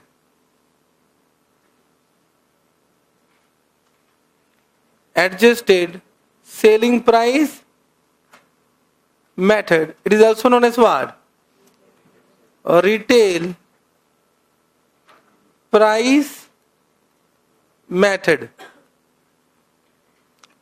It is very simple. They say we will follow indirect method. First find out sale price of what? Closing stock. From this minus what? The profit. That will be what? Cost price of closing stock. sale price of closing stock minus profit, that will be equal to what? Cost price of closing stock.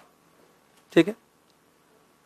So at the end, count the stock, multiply with the sale price, that becomes sale price of closing stock minus profit margin. Normally for retail business, profit margin is constant. Profit margin is constant. Therefore, apply this technique when you are not able to find out actual cost. Means approximate cost will be done when we are not able to find out actual cost. So some technique has been given so that we can prepare our financial statement at time. Are you getting what I am saying? Correct? Have you understood? For example, we can say that Big Bazaar. You know Big Bazaar? There are, I will say, more than 1 lakh items, or I will say 1 crore item. And item also have sub item. So many items. So therefore, it is not possible to maintain this method. For each inventory, FIFO and weighted average require a proper stock recording. So this is not practically possible for a big bazaar. So if it is not possible, what to be done? Because we need to prepare financial statement. So some relaxation has been given. Well, acha, you can't apply actual cost method. Then do this technique. But prepare financial statement in time. Understood what I am saying? Correct? Any doubt? No doubt. Bolo. No doubt? Bolo. More or less all points are covered. Only disclosure and difference is left. Understood? Chalo, we'll take break. After break, we'll complete it.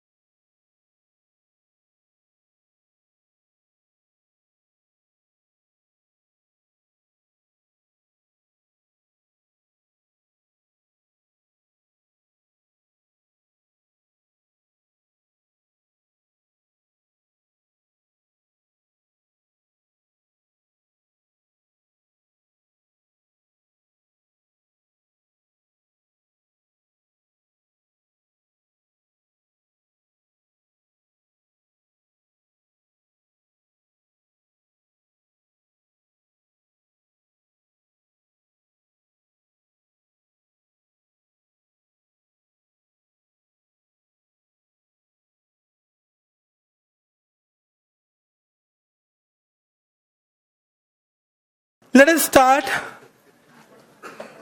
the last point. So one doubt came. What I have said, these techniques will be applied only when actual cost cannot be determined. So one doubt came, sir, in Big Bazaar it is possible that we can apply FIFO because I am doing the audit of Big Bazaar only and we are applying FIFO. So I said, Acha, then apply FIFO. What I said, if actual cost cannot be determined, means if you can't apply FIFO, if you can't apply weighted average, then two techniques have been given: standard costing for manufacturing and adjusted selling price method for trading. For adjusted selling price method, I want to take one question which is a question of CPT, which I used to take in CPT, only for recap, nothing else. Okay, I don't want to test you here. So come to what? A question given in page number, it is gone.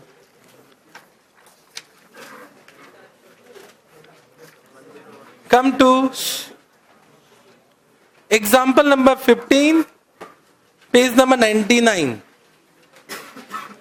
Example number 15, page number 99. Okay, sir. From the following information, calculate the historical cost of inventory using adjusted selling price method. Sales during the year. But what is the total sales during the year? 2 lakh. Okay. What is the cost of purchase? What is the cost of purchase? 2 lakh. Okay, sir. And what is the closing stock at selling price? What is the sale price of closing stock? 50,000. Okay. Correct? Opening stock is what? Opening stock is nil. This is the question. In this question, what they have not given? Batao. They have not given profit margin. Means first we need to find out profit margin, then only we can do what? Adjusted selling price method. So can I say this is the total cost of goods available for sale? So can I say the total cost of goods available for sale is what? 2 lakh. It might happen in your exam they have given opening stock. So opening stock should be also added to find out cost of goods available for sale. And can I say this is what? Total sale price of cost of goods available for sale. So the entire goods can be sold at what? 2 lakh 50,000. So can I say if this is A, this is B, so A minus B is equal to what? Profit. So if the entire goods has been sold, what is my profit? 50,000? 50,000. Are you able to understand what I have done? Correct? So 2 lakh 50 minus 2 lakh is equal to what?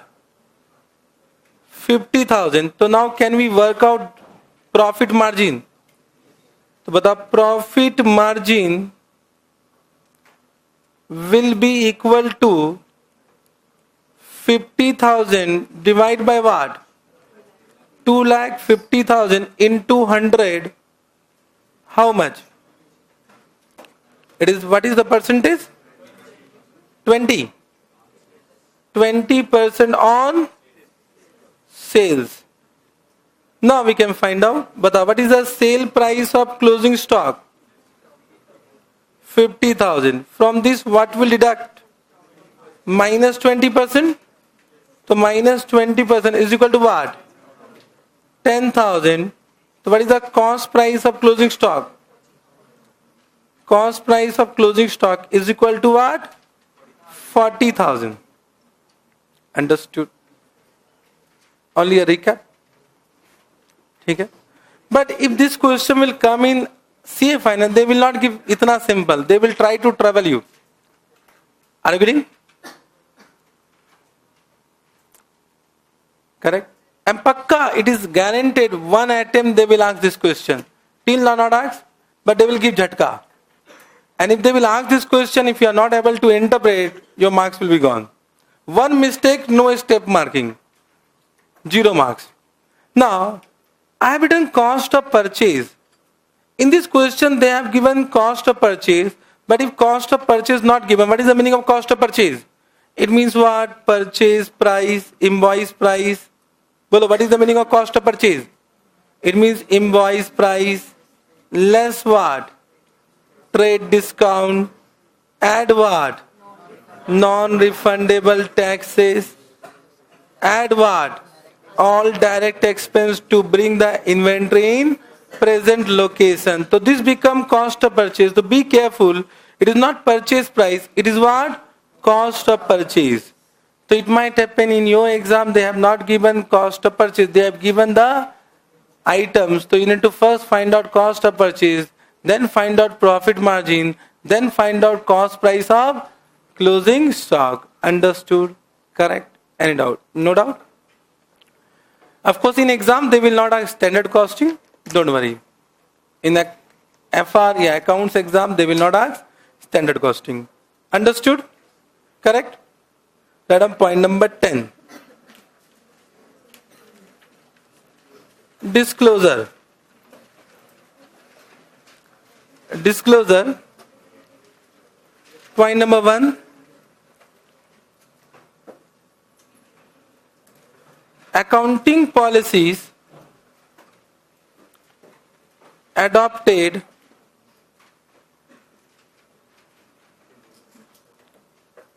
in measuring inventories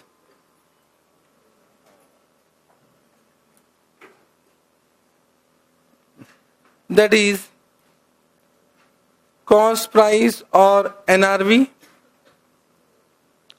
whichever is lower, and you need to also disclose cost formula. Cost formula. What formula you have adopted. Point number 2. Amount of carrying amount of inventory for each classification. For each classification. So when I say classification, means you need to disclose the carrying amount of raw material separately, correct na? So raw material, WIP, finished goods, stock in trade,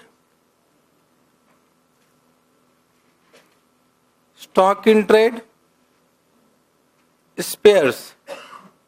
You know, spares are also inventory. I don't refer Ind AS 16. This has been discussed where Ind AS 16. Our next Ind AS. Ind AS 16. Correct? Point number 3. Amount of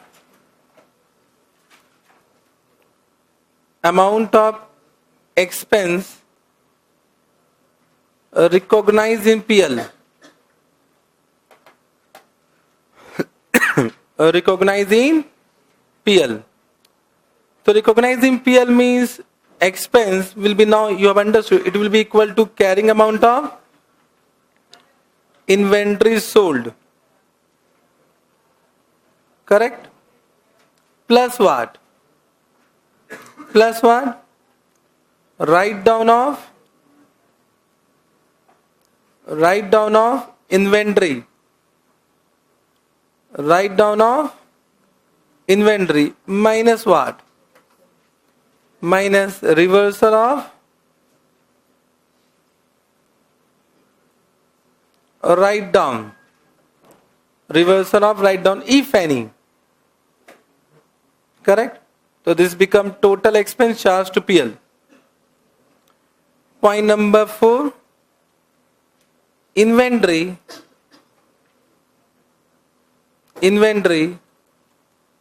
pledged. You know pledged? As security for any liabilities for any liabilities. So suppose you have taken a loan or bank overdraft and you have placed your stock, so that disclosure need to be given. That disclosure need to be given that this much stock has been placed. This much stock has been placed. Are you getting? The inventory placed as security for any liabilities. Correct? No doubt? Last point. Point number 11. Difference between IND AS2 and AS2.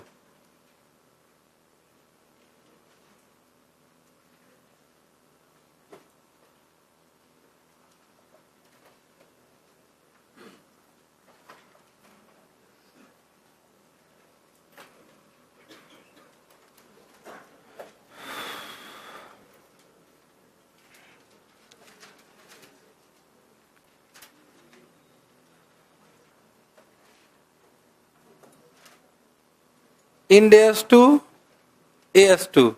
बताओ one by one. What are the difference? Point number 1. बोलो. Very good. Who said? Subsequent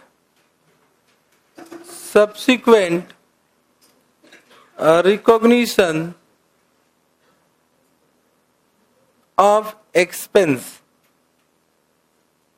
So can I say IND AS2 deals with this? AS2 is what? Silent. Don't write do not deals, okay? Point number 2. Bata what? Very good. Reversal of write down. Of course it is previous write down, okay? Write down. 1 second word. Deals. It is what? Silent. Then what? Very good. NRV versus fair value. Can I say explanation given?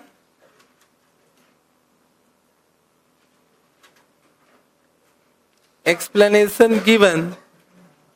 It is what? Silent. Silent. Then what? Very good. Deferred settlement terms. बताओ. For this, some guidance has been given. Guidance given. Silent. बताओ. Next point. बोलो. Cost of what? Service provider. Cost of service provider. 1 second. Guidance given.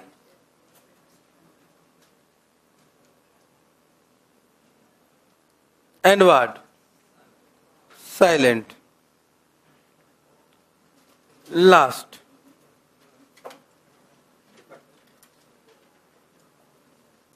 Point number 6. Machinery spares. For this write down. In AS2 some guidance has been given. A guidance given. But in AS2 is what? Silent. Why? Because that guidance is given where? In AS16. Because of that reason. Understood? Bolo.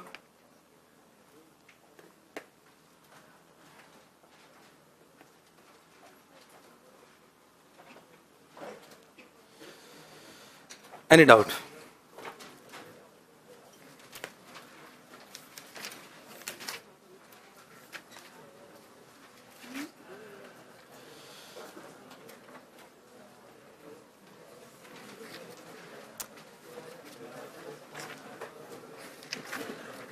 Acha, I have given this difference in what? For one type of revision, but don't write in exam if they ask.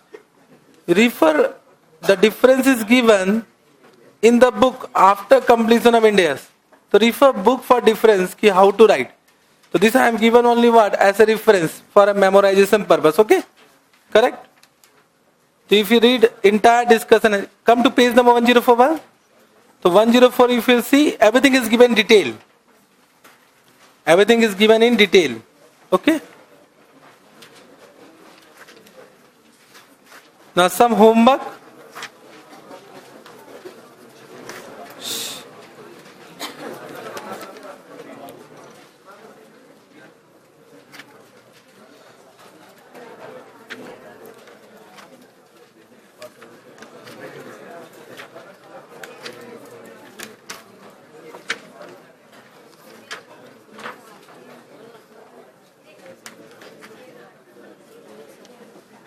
कहाँ गया हूँ मैं क्या?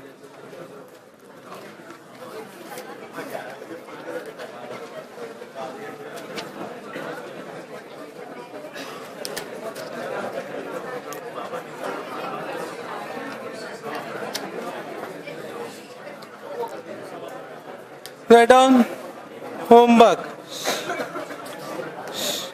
Everyone, question number 26, 27,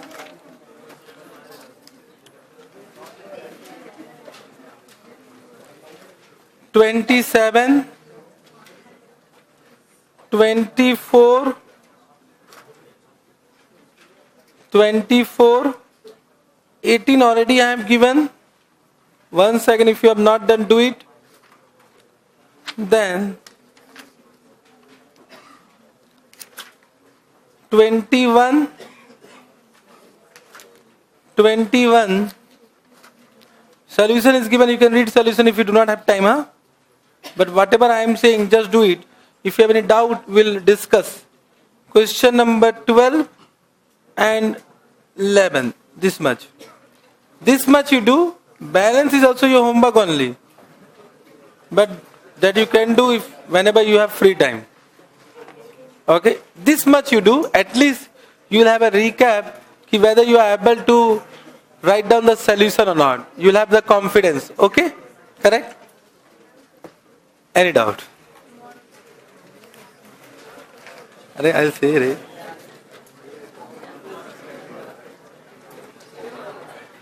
PPE, property, plant and equipment.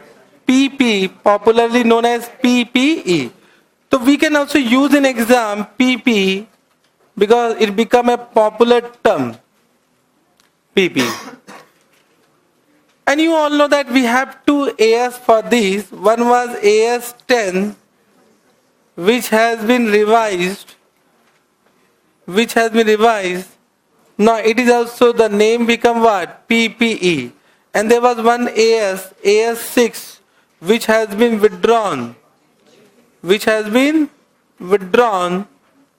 And the sum total become IND AS 16. Correct? IND AS 16. Understood why IND AS 16? Understood, very good. So 10 plus 6, 16. But now there is no more AS 6, it has been withdrawn. I think you all have done AS 10 revised or AS 10 old? How many of you have done AS 10 revised? AS 10 revised in IPCC. Achha, very good. So those who have not done AS 10 revised, so it means it is a new AS for you all. New IND AS. Correct now? So there will be lot of changes in this AS 10. So concentration will be required for each and every point. I think first change is the name of AS 10 old was accounting for fixed asset. Name was only wrong. Because fixed asset include what? Fixed asset include what? Tangible and intangible. And we have for intangible asset another AS 26. Means AS 10 was not dealing with what? Intangible asset. So the name was wrong. Accounting for fixed asset. Now one doubt will arise, sir, why the name was not tangible asset? Why the name is not tangible asset? Why property, plant and equipment? The thing is, tangible asset will also include inventory. So inventory is also tangible. So we can't write tangible asset here. We can't write tangible asset. Therefore the name was suggested property, plant and equipment. Property, plant and equipment. Shh. Everyone. Now, first point, everyone. Point number 1, meaning. Now, when I do meaning, it means it will take half an hour for meaning only. There are 2 ways of teaching. I can dictate, you will understand meaning by your own. And you will not ask me any question. But when I start discussing, you will understand, oh, ye bhi. Correct? So, concentration required. Pakka, they will never ask what is PP in CA final exam. Correct? So don't think they will ask definition, but they will ask case study based question ki whether it is a PP or it is not a PP. Okay? So what is PP? Batao. PP are what? PPE are tangible items. Tangible items. So what is the meaning of tangible? Which can be seen, which can be touched, which can be feel. So what? I am not saying, you have said. Really, this definition I always get in CA final class only. Which can be what? Seen. With our eyes? Fully? And what? Which can be touched. And after touch we'll get some? I am not saying you have said, huh? I am expressing my viewpoint. Okay? This definition written nowhere. Neither in AS, nor in Indias, nor in framework, nor nothing. In accounting, this definition does not exist. I don't know who has made this definition. Which can be seen, which can be touched, which can be feel. And feeling is more important. Therefore, I always say, what I say, try to understand. If you want to become chartered accountant, you should also feel your all subject. Whenever you feel, then only what happen? What happen? Love will happen. The subject need to be what? Felt. So you need to see, you need to touch, and you should feel. So touching is also required. And feeling is also required for all subject, huh? For all subject. Weighted average. All subject weighted average. I'm not talking about FR, I'm talking about other 7 subject also. Now, PPR, tangible item. No definition. You understand whatever you understood. Which are, point number A, held for. So of course these are not held for sale. These are not held for sale. So held for what purpose? Held for, point number 1, held for use in production of goods, correct? Or supply of goods or services. Services means they have included all type of activity, production activity, trading activities, and what? Service activities. So if I am using laptop for providing services, so laptop is my PPE. So in simple word, whatever we use, that is what? PP. Okay? But they have given second point also, which are held for rental to others. Means it might happen, you are not using, you have given that asset on rent. So that will be also your PPE, property, plant and equipment. Then it might happen, you are not using for production, you are not using for supply of goods services, you are using it for administrative purposes. administrative purposes, then also it will be what? PPE. Correct? And point number B. Point number B. ठीक है? Which are, already I have written which are expected,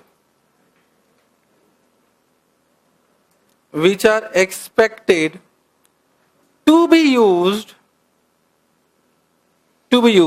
for what? More than one period. Now let us understand the meaning. Everyone.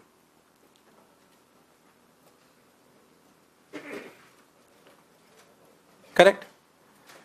Now which are tangible items? Means tangible item has not been defined, but I can write down which are not what? Which are not intangible. Now intangible has been defined. We need to go where? Ind AS 38. So we'll do there. Correct? Understood? ठीक है?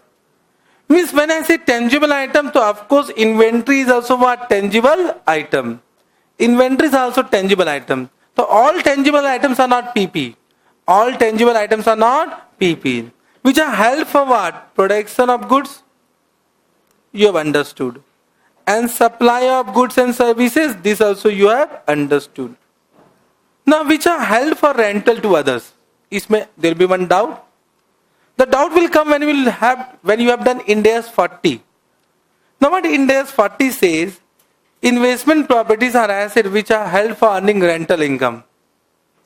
Investment properties are assets which are held for earning rental income. So can I say, if I am saying investment properties are also held for rent, so Ind AS 40 is applicable. So Ind AS 16 is not applicable. Are you getting what I am saying?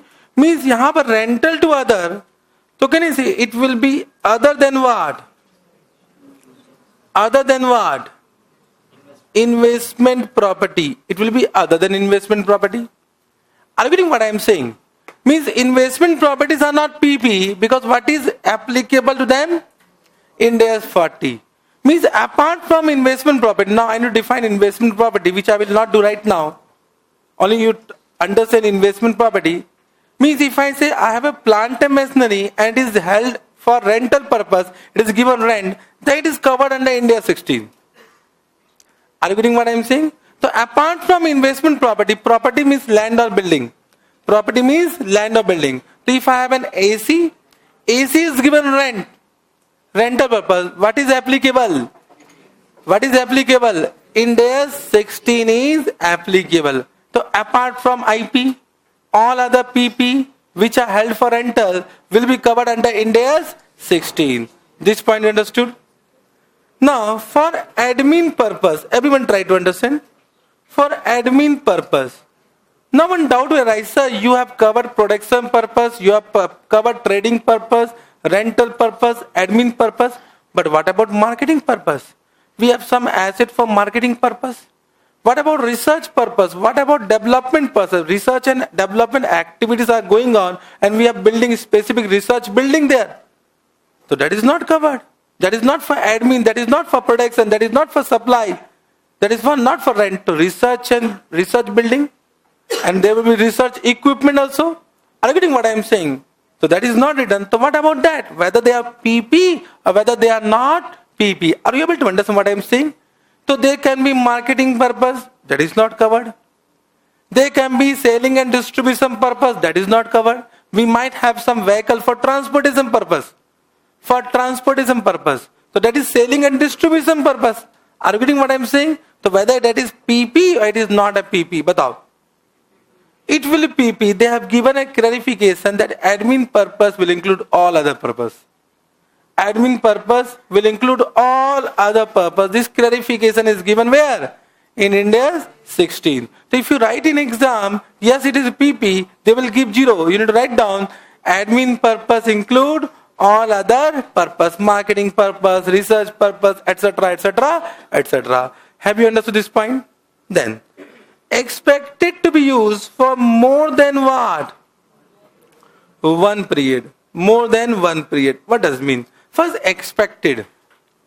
Expectation of which date? On what? Date of purchase. Date of acquisition or construction, whatever. Means on the date of acquisition, your expectation was that it will be used for more than one period. It will be PP. It might happen it is sold within 2 months. That is another point. On the date of acquisition, your expectation was that it will be used for what? For more than one period. It will be what? PP. And on the date of expectation, it was that it will be used only for what? 2 months, 3 months. Then it will not be a PP. Are you getting what I am saying? So expectation of which date? On the date of acquisition or construction, whatever. Have you understood? Now one doubt will arise. What is the doubt? Everyone try to understand. Suppose we purchase one asset. We purchase one asset during the year. This is the date of acquisition. And our expectation was that it will be used for 6 months in our business. 6 months. It is not an inventory. Yeah? We'll use it, but only for what? 6 months. Only for 6 months. And 6 months will end here only. I'm not talking about amount. Amount can be what? 10 lakh, 15 lakh, 100 lakh, whatever. Are you getting? But it will be used only for 6 months. But whether it is a PP, it is not a PP. Whether it is a PP or it is not a PP. It is not a PP, correct? Any doubt? No doubt. Means entire expense of whatever amount. It can be 1 crore, so will be charged to profit and loss account as an expense. Will be charged to profit and loss account as an expense. It is not a PP, correct?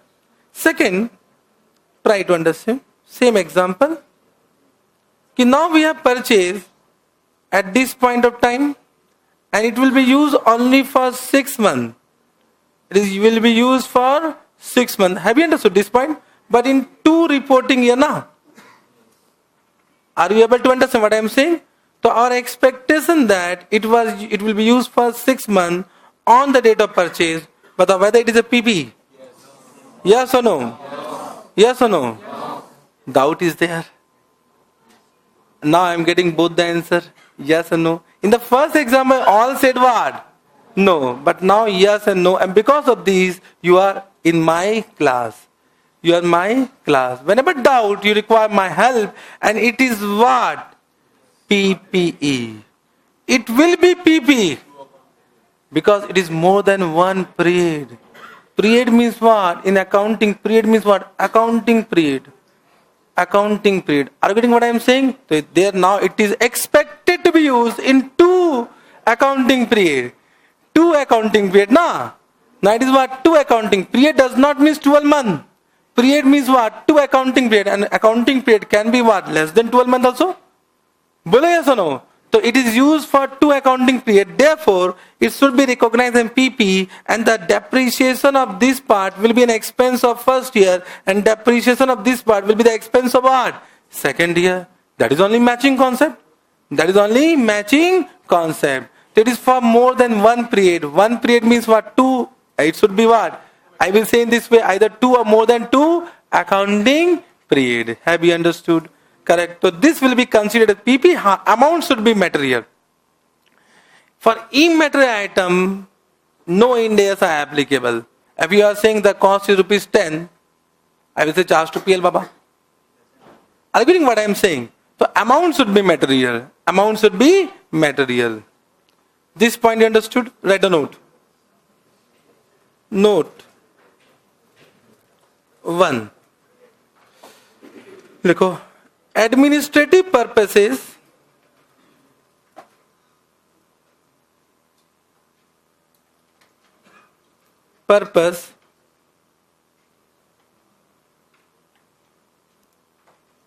include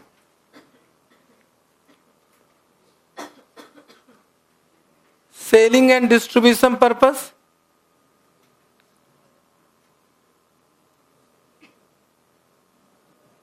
selling and distribution purpose, marketing purpose,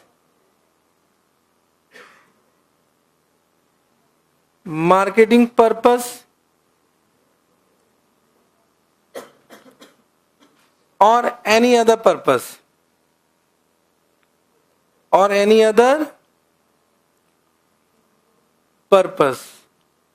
other than what? Other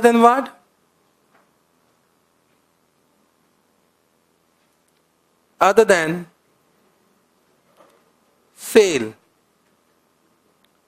In what? Ordinary course of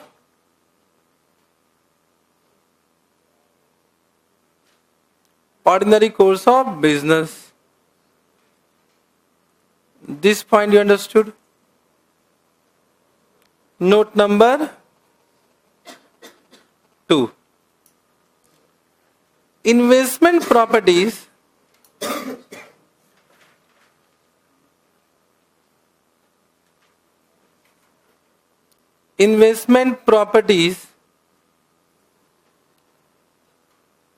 are covered under IND AS 40. However,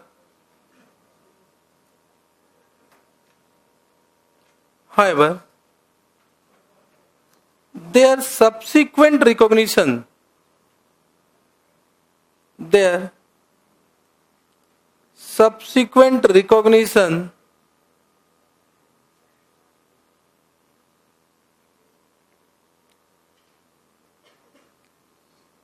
is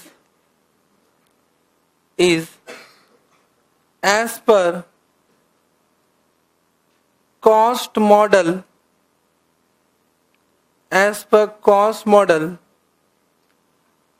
prescribed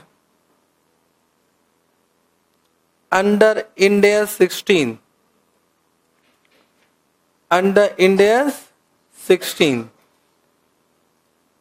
So subsequent recognition is recognition after purchase. That will be based on cost model. Now what is cost model? We need to refer what? IND AS 16. So it is covered under IND AS 40. Are you getting? But their subsequent recognition will be as per IND AS 16 only. Correct? Are you getting? Then note number 3. Treatment of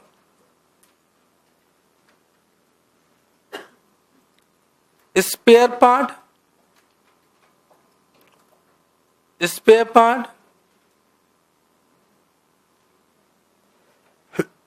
standby equipment,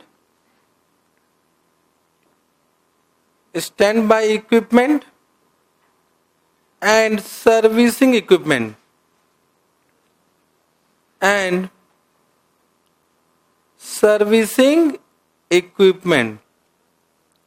ठीक है?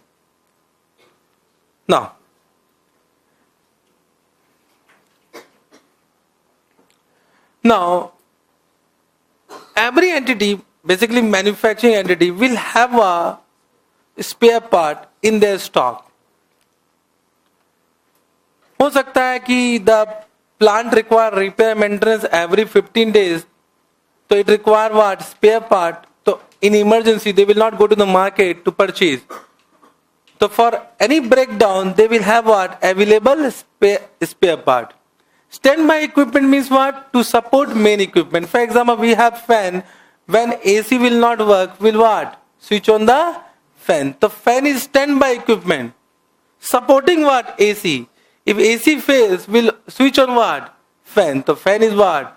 Standby equipment for all class purpose. But the best example I will say, every manufacturing company will have a small generator to support what? Big power plant. For generation of electricity.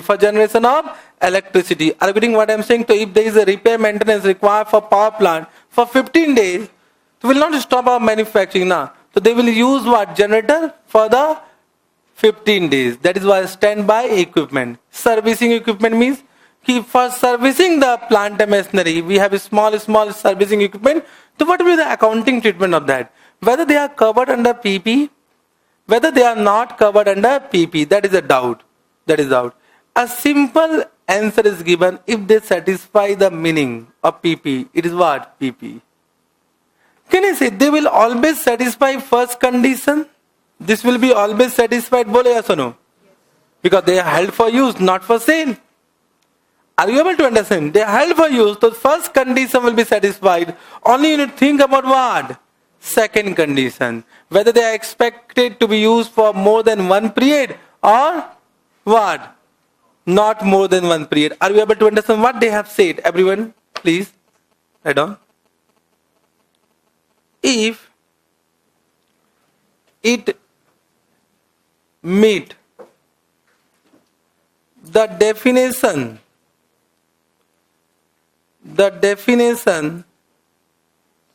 of PPE, then recognize as PPE and apply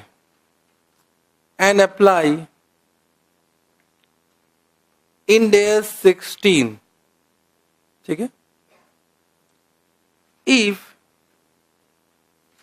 it do not meet the definition of PP,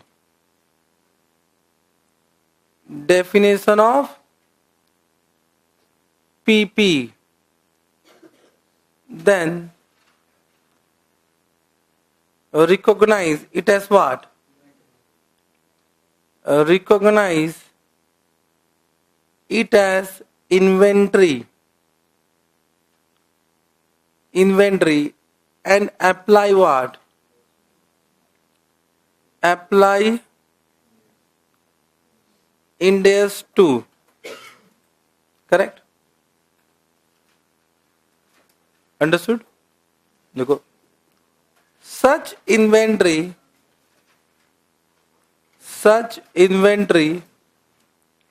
will be charged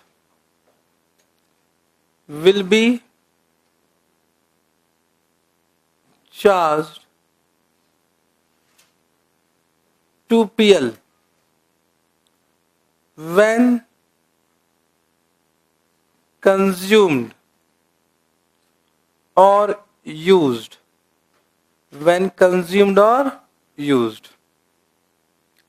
Normally spare parts will be, I will say normally, not always, spare parts will be always inventory. Okay? But standby equipment and servicing equipment, normally they are PP. Normally, I am saying normally, not always. Okay? Correct? So spare parts are always considered as what? Inventory, and they will measured as per India's 2 principle. Servicing equipment is standby equipment because they are expected to be used for more than one period. Though they will be considered PP, and all the principles of India 16 will be applicable. Sir, for example, an asset was purchased for expecting like it will be used only for 6 months, but we are holding it for more than 1 year. No. What was the expectation on the date of purchase? That you need to find out. Are you getting? And suppose you try to understand, if you are saying expectation was 6 months, it is already charged to profit and loss account. There is rule that once you have charged to PL account, then you can't reverse it. Then you can't recognize it as 1 second asset, even though you are using it for more than 1 year. So why was your expectation like this? You are a businessman, you should be doing what? Correct expectation. Now, I am at possible. Possible means charge to PL, then what? Not reverse it. Once it is charged to what? Profit and loss account, then we'll never reverse it. You have recognized as an expense, expense cannot be reversed. Expense cannot be reversed until unless it was an error. Until unless it was an error. Are you getting what I am saying? Shh. What he is saying, we have expected that this asset will be used for what? 6 months. So it was not a PP on the date of purchase. You have charged it to what? Profit and loss account. Then after 3-4 years, he have realized, I am using right now also. So can we recognize it as what? Asset? No. But practically, I will say this will not be possible. You can give me any practical example, I'll give you chocolate. Bolo. What?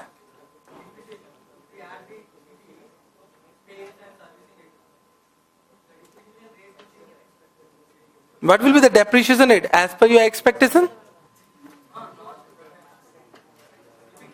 Shh, everyone.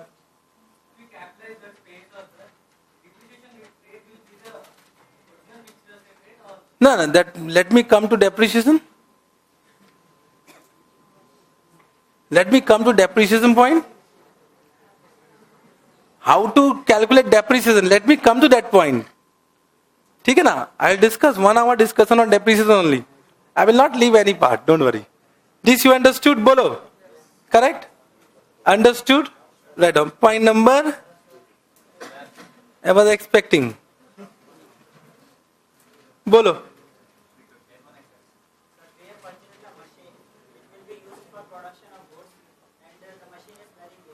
Machine is very.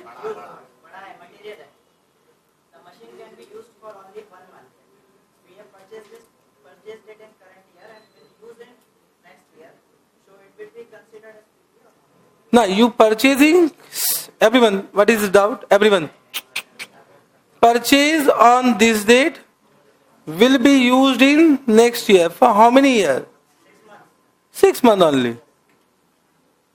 It will be used for 6 months. Why? What is the nature of business? No, ऐसा क्यों? But you will purchase an asset of 1 crore and will be used for only 6 months.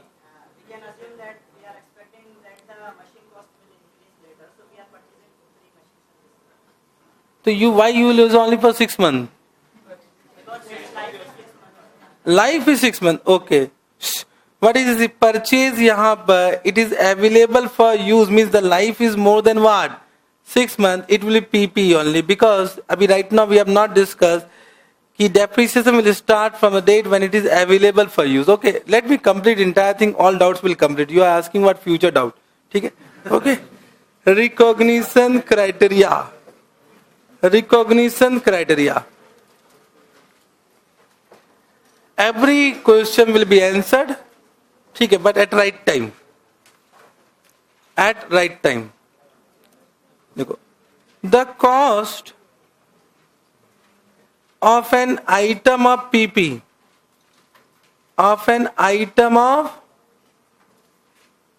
PP should be recognized as an asset. Should be recognized as an asset,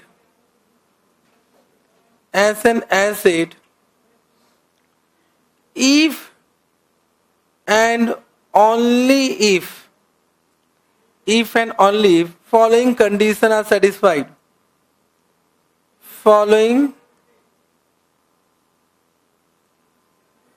conditions are satisfied. Now, what India 16 says, कि there are 2 points. First, definition criteria, then recognition criteria. So first you need to check whether the tangible item is meeting definition criteria. If yes, then you should find out whether it is meeting recognition criteria. If it is meeting recognition criteria, then only that PP can be recognized as a asset in balance sheet. Agreeing? So both the condition, definition criteria need to be satisfied. Once definition criteria satisfied and recognition criteria also satisfied, then only recognize it as PP. For example, I'll give you my example. What happened with me? What happened? You will be able to understand what is the actual meaning of recognition criteria.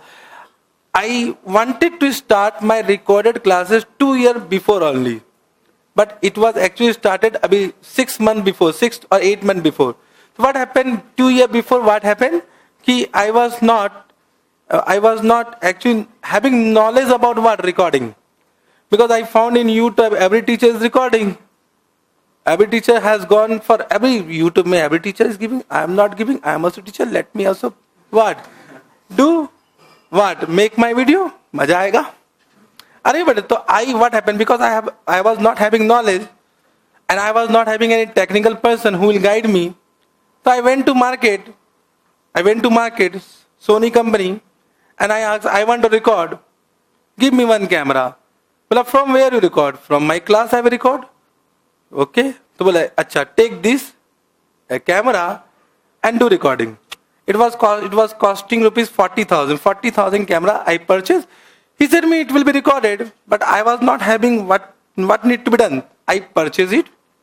I started recording by my own. Recording बड़ा मजा आया, but there was no sound. Are you getting? That was only for recording what? Video. No sound facility. Even though there was sound, but the sound quality was very bad. Are you getting? So can I say, I purchased my camera for the purpose of using it. It is a PP or not? It is a PP. Bolo yes or no? It is a PP. Definition criteria satisfied. Bolo yes or no? It is a PP. But it will not give any future benefit. It will not give any future benefit. Are you getting? It can be used without any benefit. No benefit. Right now it is with my what? In my home with my wife. Whenever she goes somewhere, she do all type of shooting. Are you getting what I am saying? But I am not using it. Are you able to understand? So for my business, no future economic benefit. Therefore, India 16 says it is not PP. Don't recognize it as PP. If no future economic benefit, either charge it to profit on its account, or it will become a PP. It will become an asset held for sale. And Ind AS 105 will be applicable. Ind AS 105 will be applicable. Ind AS 16 is not applicable. Are you getting? So recognition criteria need to be satisfied. Are you getting? The first definition, then what? A recognition criteria. So what recognition criteria says? Two conditions are there. Point number A. It is probable. It is probable. Probable means what? More likely than, means more than that. FEB means future economic benefit will flow to entity from the use of such asset, from the use, not sale, from the use of such asset and what? Second, point number B, cost of such item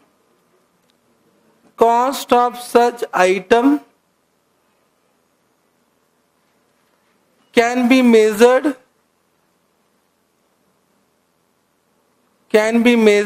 what? Reliably. Correct? This second condition will be always satisfied for PP. So practically we need to always think about first condition, whether future economic benefit will be available or not from the use, not from the sale. From the use of such asset. Keyword is what? From the use of such asset. Understood? Correct? The first what? Definition criteria. Then what? Recognition criteria. Are you getting? Correct. Means, rule is what? This you have written. Rule is what? When we classify, first we need to think whether it is an asset. First check whether it is an asset. So whenever we do classification, first find out whether it is an asset. Asset means two conditions. Two conditions means control and what? Future economic benefit. So when I say asset, future economic benefit from any purpose, either from sale, from use, from any other purpose. Are you getting what I am saying? So asset definition does not say from the use. It can be from any other purpose. It can be from sale, from use, from admin purpose, from this. Are you getting? If these two conditions are satisfied asset, then we'll come to next point, whether it is meeting the definition of what? Either inventory or what? PP or what? Intangible asset or what? Biological asset coming soon. Or it can be investment property also coming soon. Are you getting what I am saying?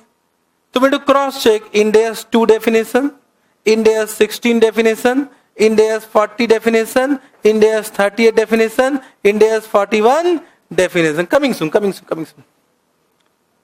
Are you able to understand? Then, if the definition satisfied, then also we need to identify whether they are also meeting what? Recognition criteria. Oh my God. Recognition criteria. So there are three cross check points. First asset, then definition, then recognition criteria as per respective Ind AS. As per respective Ind AS. Then only you can identify that particular asset either as inventory or PP or intangible asset or. Understood? This is the viewpoint. Have you understood? Huh? Understood? Correct? Any doubt? Have you understood this point? Doubt? Any doubt? No doubt. Means you are understanding. Correct? Now, recognition criteria you have understood. Now, to the last point which I will discuss, I will give you the life cycle of PP. And tomorrow we will start the explanation about life cycle. Okay? What actually we need to cover in this Ind AS. If you want to draw as I am drawing. Okay?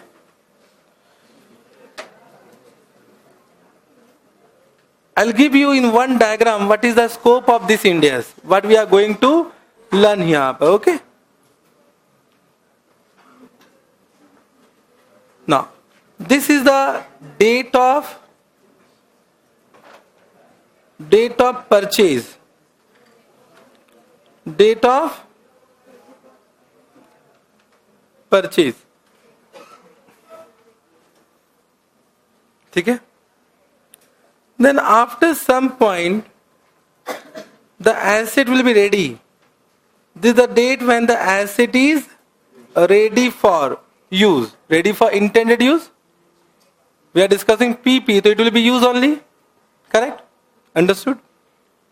Then it might happen, even though it is ready, it will take some time for actually put to use. So this is the date when the asset is actually put to use. Actually put to use. Are you able to understand? Correct? This point? Let us assume this is year 1 and year 1, year 2, year 3, year 4 and year 5. Let us assume the 5 year is the useful life. Useful life. So can I say during this period the asset will be used? During this period asset will be used. It will be used. Correct? And can I say on this date asset will be retired. Will be retired and now it will be held for sale. Held for sale. Once the useful life will be over, it will become retired, means it will have no use now. So now it will be held for sale. Held for sale. Now, once it become held for sale, we'll find out the potential buyer and we'll try to sell it, dispose it off at whatever value. At whatever value. So can I say it might require some time and it was actually sold at this point. Actually sold at this point. Have you understood this? What I have done? Now, let us understand what is the scope, what we are going to do in this Ind AS. This is the entire life cycle of what? 1 PP. Correct? Now, everyone, this phase, from the date of purchase to the date when the asset is ready for use, we call it, you have written, drawn this? Everyone? Drawn? I can do like this. We call it, this is the initial recognition phase. This is the initial recognition. Initial recognition. And during this period, whatever expense is incurred, that will be capitalized.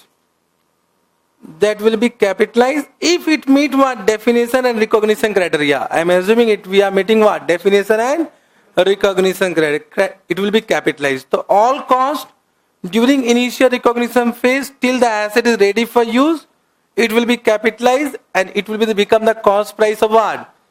Cost price what? Asset. Means can I say once the asset will be what? Ready, then we'll cease. Cease means will cease capitalization, will cease initial capitalization. Are you getting what I am saying? Will cease initial capitalization. Are you able to understand what I am writing? बड़ा हो गया यार. ठीक है. Cease capitalization. It is not ending only. Cease capitalization. Okay, you write down. Have you understood? So once the asset is ready, now no further capitalization. No further capitalization. But it might happen some of the asset. However, normally once the asset is ready for use, it will be put to use. Why we will wait? We purchase car, we start driving from the first day only. मजा आता ना? So normally every asset once it is ready, it will become put to use. But there may be some unusual circumstances. Even though ready, but we are not able to use it. We are not able to use it. The question arises, it might happen there are some expenses incurred यहाँ पर भी बोलो या सुनो. It might happen. So these expenses will be what? Charged to PL. Charged to PL. So any expenses incurred during the period when the asset is ready until the asset is put to use will be what? Charged to PL. Are you able to understand this point? Correct. For this, actually AS10 was not giving proper guidance. This point you understood? Now, everyone, can I say during this period we started using it? So because we started using it, due to use some repair and maintenance might be required. Because you have started using it. So any cost incurred during this period is known as subsequent cost. Subsequent cost. Subsequent cost. Any cost incurred once the asset is actually put to use, whatever cost incurred for that PP, it can be repair, maintenance, replacement, or whatever cost. That will be what known as subsequent cost. Means, can I say the cost incurred during initial recognition was known as initial cost. This was initial cost. Initial cost will be always capitalized, no doubt. No doubt. Understood? But what about subsequent cost? That we need to understand. Correct? These subsequent costs are of three types. One is day-to-day servicing cost. Servicing cost. ठीक है? Day-to-day servicing cost. Second. Also known as second is what? Replacement cost. Replacement cost. Third is major inspection. What is inspection cost? I will discuss later on. So these are the three types of subsequent cost. Now whether it will be charged to PL or capitalized, that is a question mark. So we need to refer what? IND 16 for this. The subsequent cost may be charged to PL, or it may be also capitalized depending upon circumstances. What is that circumstances that we need to understand? Correct. Understood? Now, this you understood? Now every year end we need to do subsequent recognition. Subsequent SR means subsequent recognition. Every year end we need to do what? Subsequent recognition. Subsequent recognition means initially we have done initial recognition. Once initial recognition is completed, every year end we'll do what? subsequent recognition. Are you able to understand? Subsequent cause and subsequent recognition are two different points. Okay? Now subsequent recognition is done by using either cost model or revaluation model. One option has been given. Either you apply cost model or a revaluation model. A revaluation model. Now what is cost model? What is revaluation model? That we need to understand. Correct? So subsequently, either we apply cost model or revaluation model. Understood? Correct? Understood? This. Now, can you subsequently, when we do subsequent recognition, we need to also charge depreciation? But the depreciation will be started from which date? From the date of purchase or from the date the asset is ready or put to use? Put to use. It will be started from what? Ready to use. Means depreciation will commence from which date? Once the asset is ready for use. Till the asset is what? Retired. Till the asset is retired. Means useful life will start from this date. Useful life will start from this date. So your depreciation will commence from what? Once the asset is ready. Have you understood? So once the asset is ready, even though it is not put to use, put to use, depreciation will be started. So depreciation will start from the date when the asset is ready for use. Understood?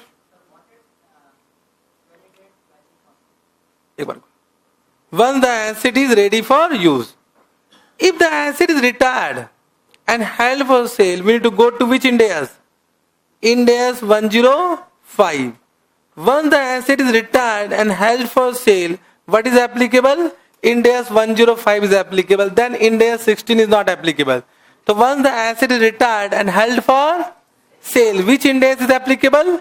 Ind AS 105 is applicable. Ind AS 16 is not applicable. But once the asset is sold, we call it derecognition. We call it what? Derecognition. Derecognition will be done as per Ind AS 16. Will be done as per Ind AS 16. Are you able to understand? The derecognition principle is given where? Under Ind AS 16. But during this phase, till the asset is sold, which Ind AS is applicable? Ind AS 105 is applicable. It might happen, it is held during this period for more than 1 year. Then also what is applicable? Ind AS 105 is applicable. Understood? Entire life cycle covered. This is the scope of what? Ind AS 16 means what we need to study. Initial recognition, initial cost, what are the component of initial cost? Then what? Subsequent cost, then subsequent recognition, cost model, revaluation model, then depreciation, then what? Derecognition. These are the points which we need to cover under Ind AS 16. I have given only what? One preview of this word. Ind AS 16. Have you understood? Correct? Okay? Thank you very much. We'll meet tomorrow at same time.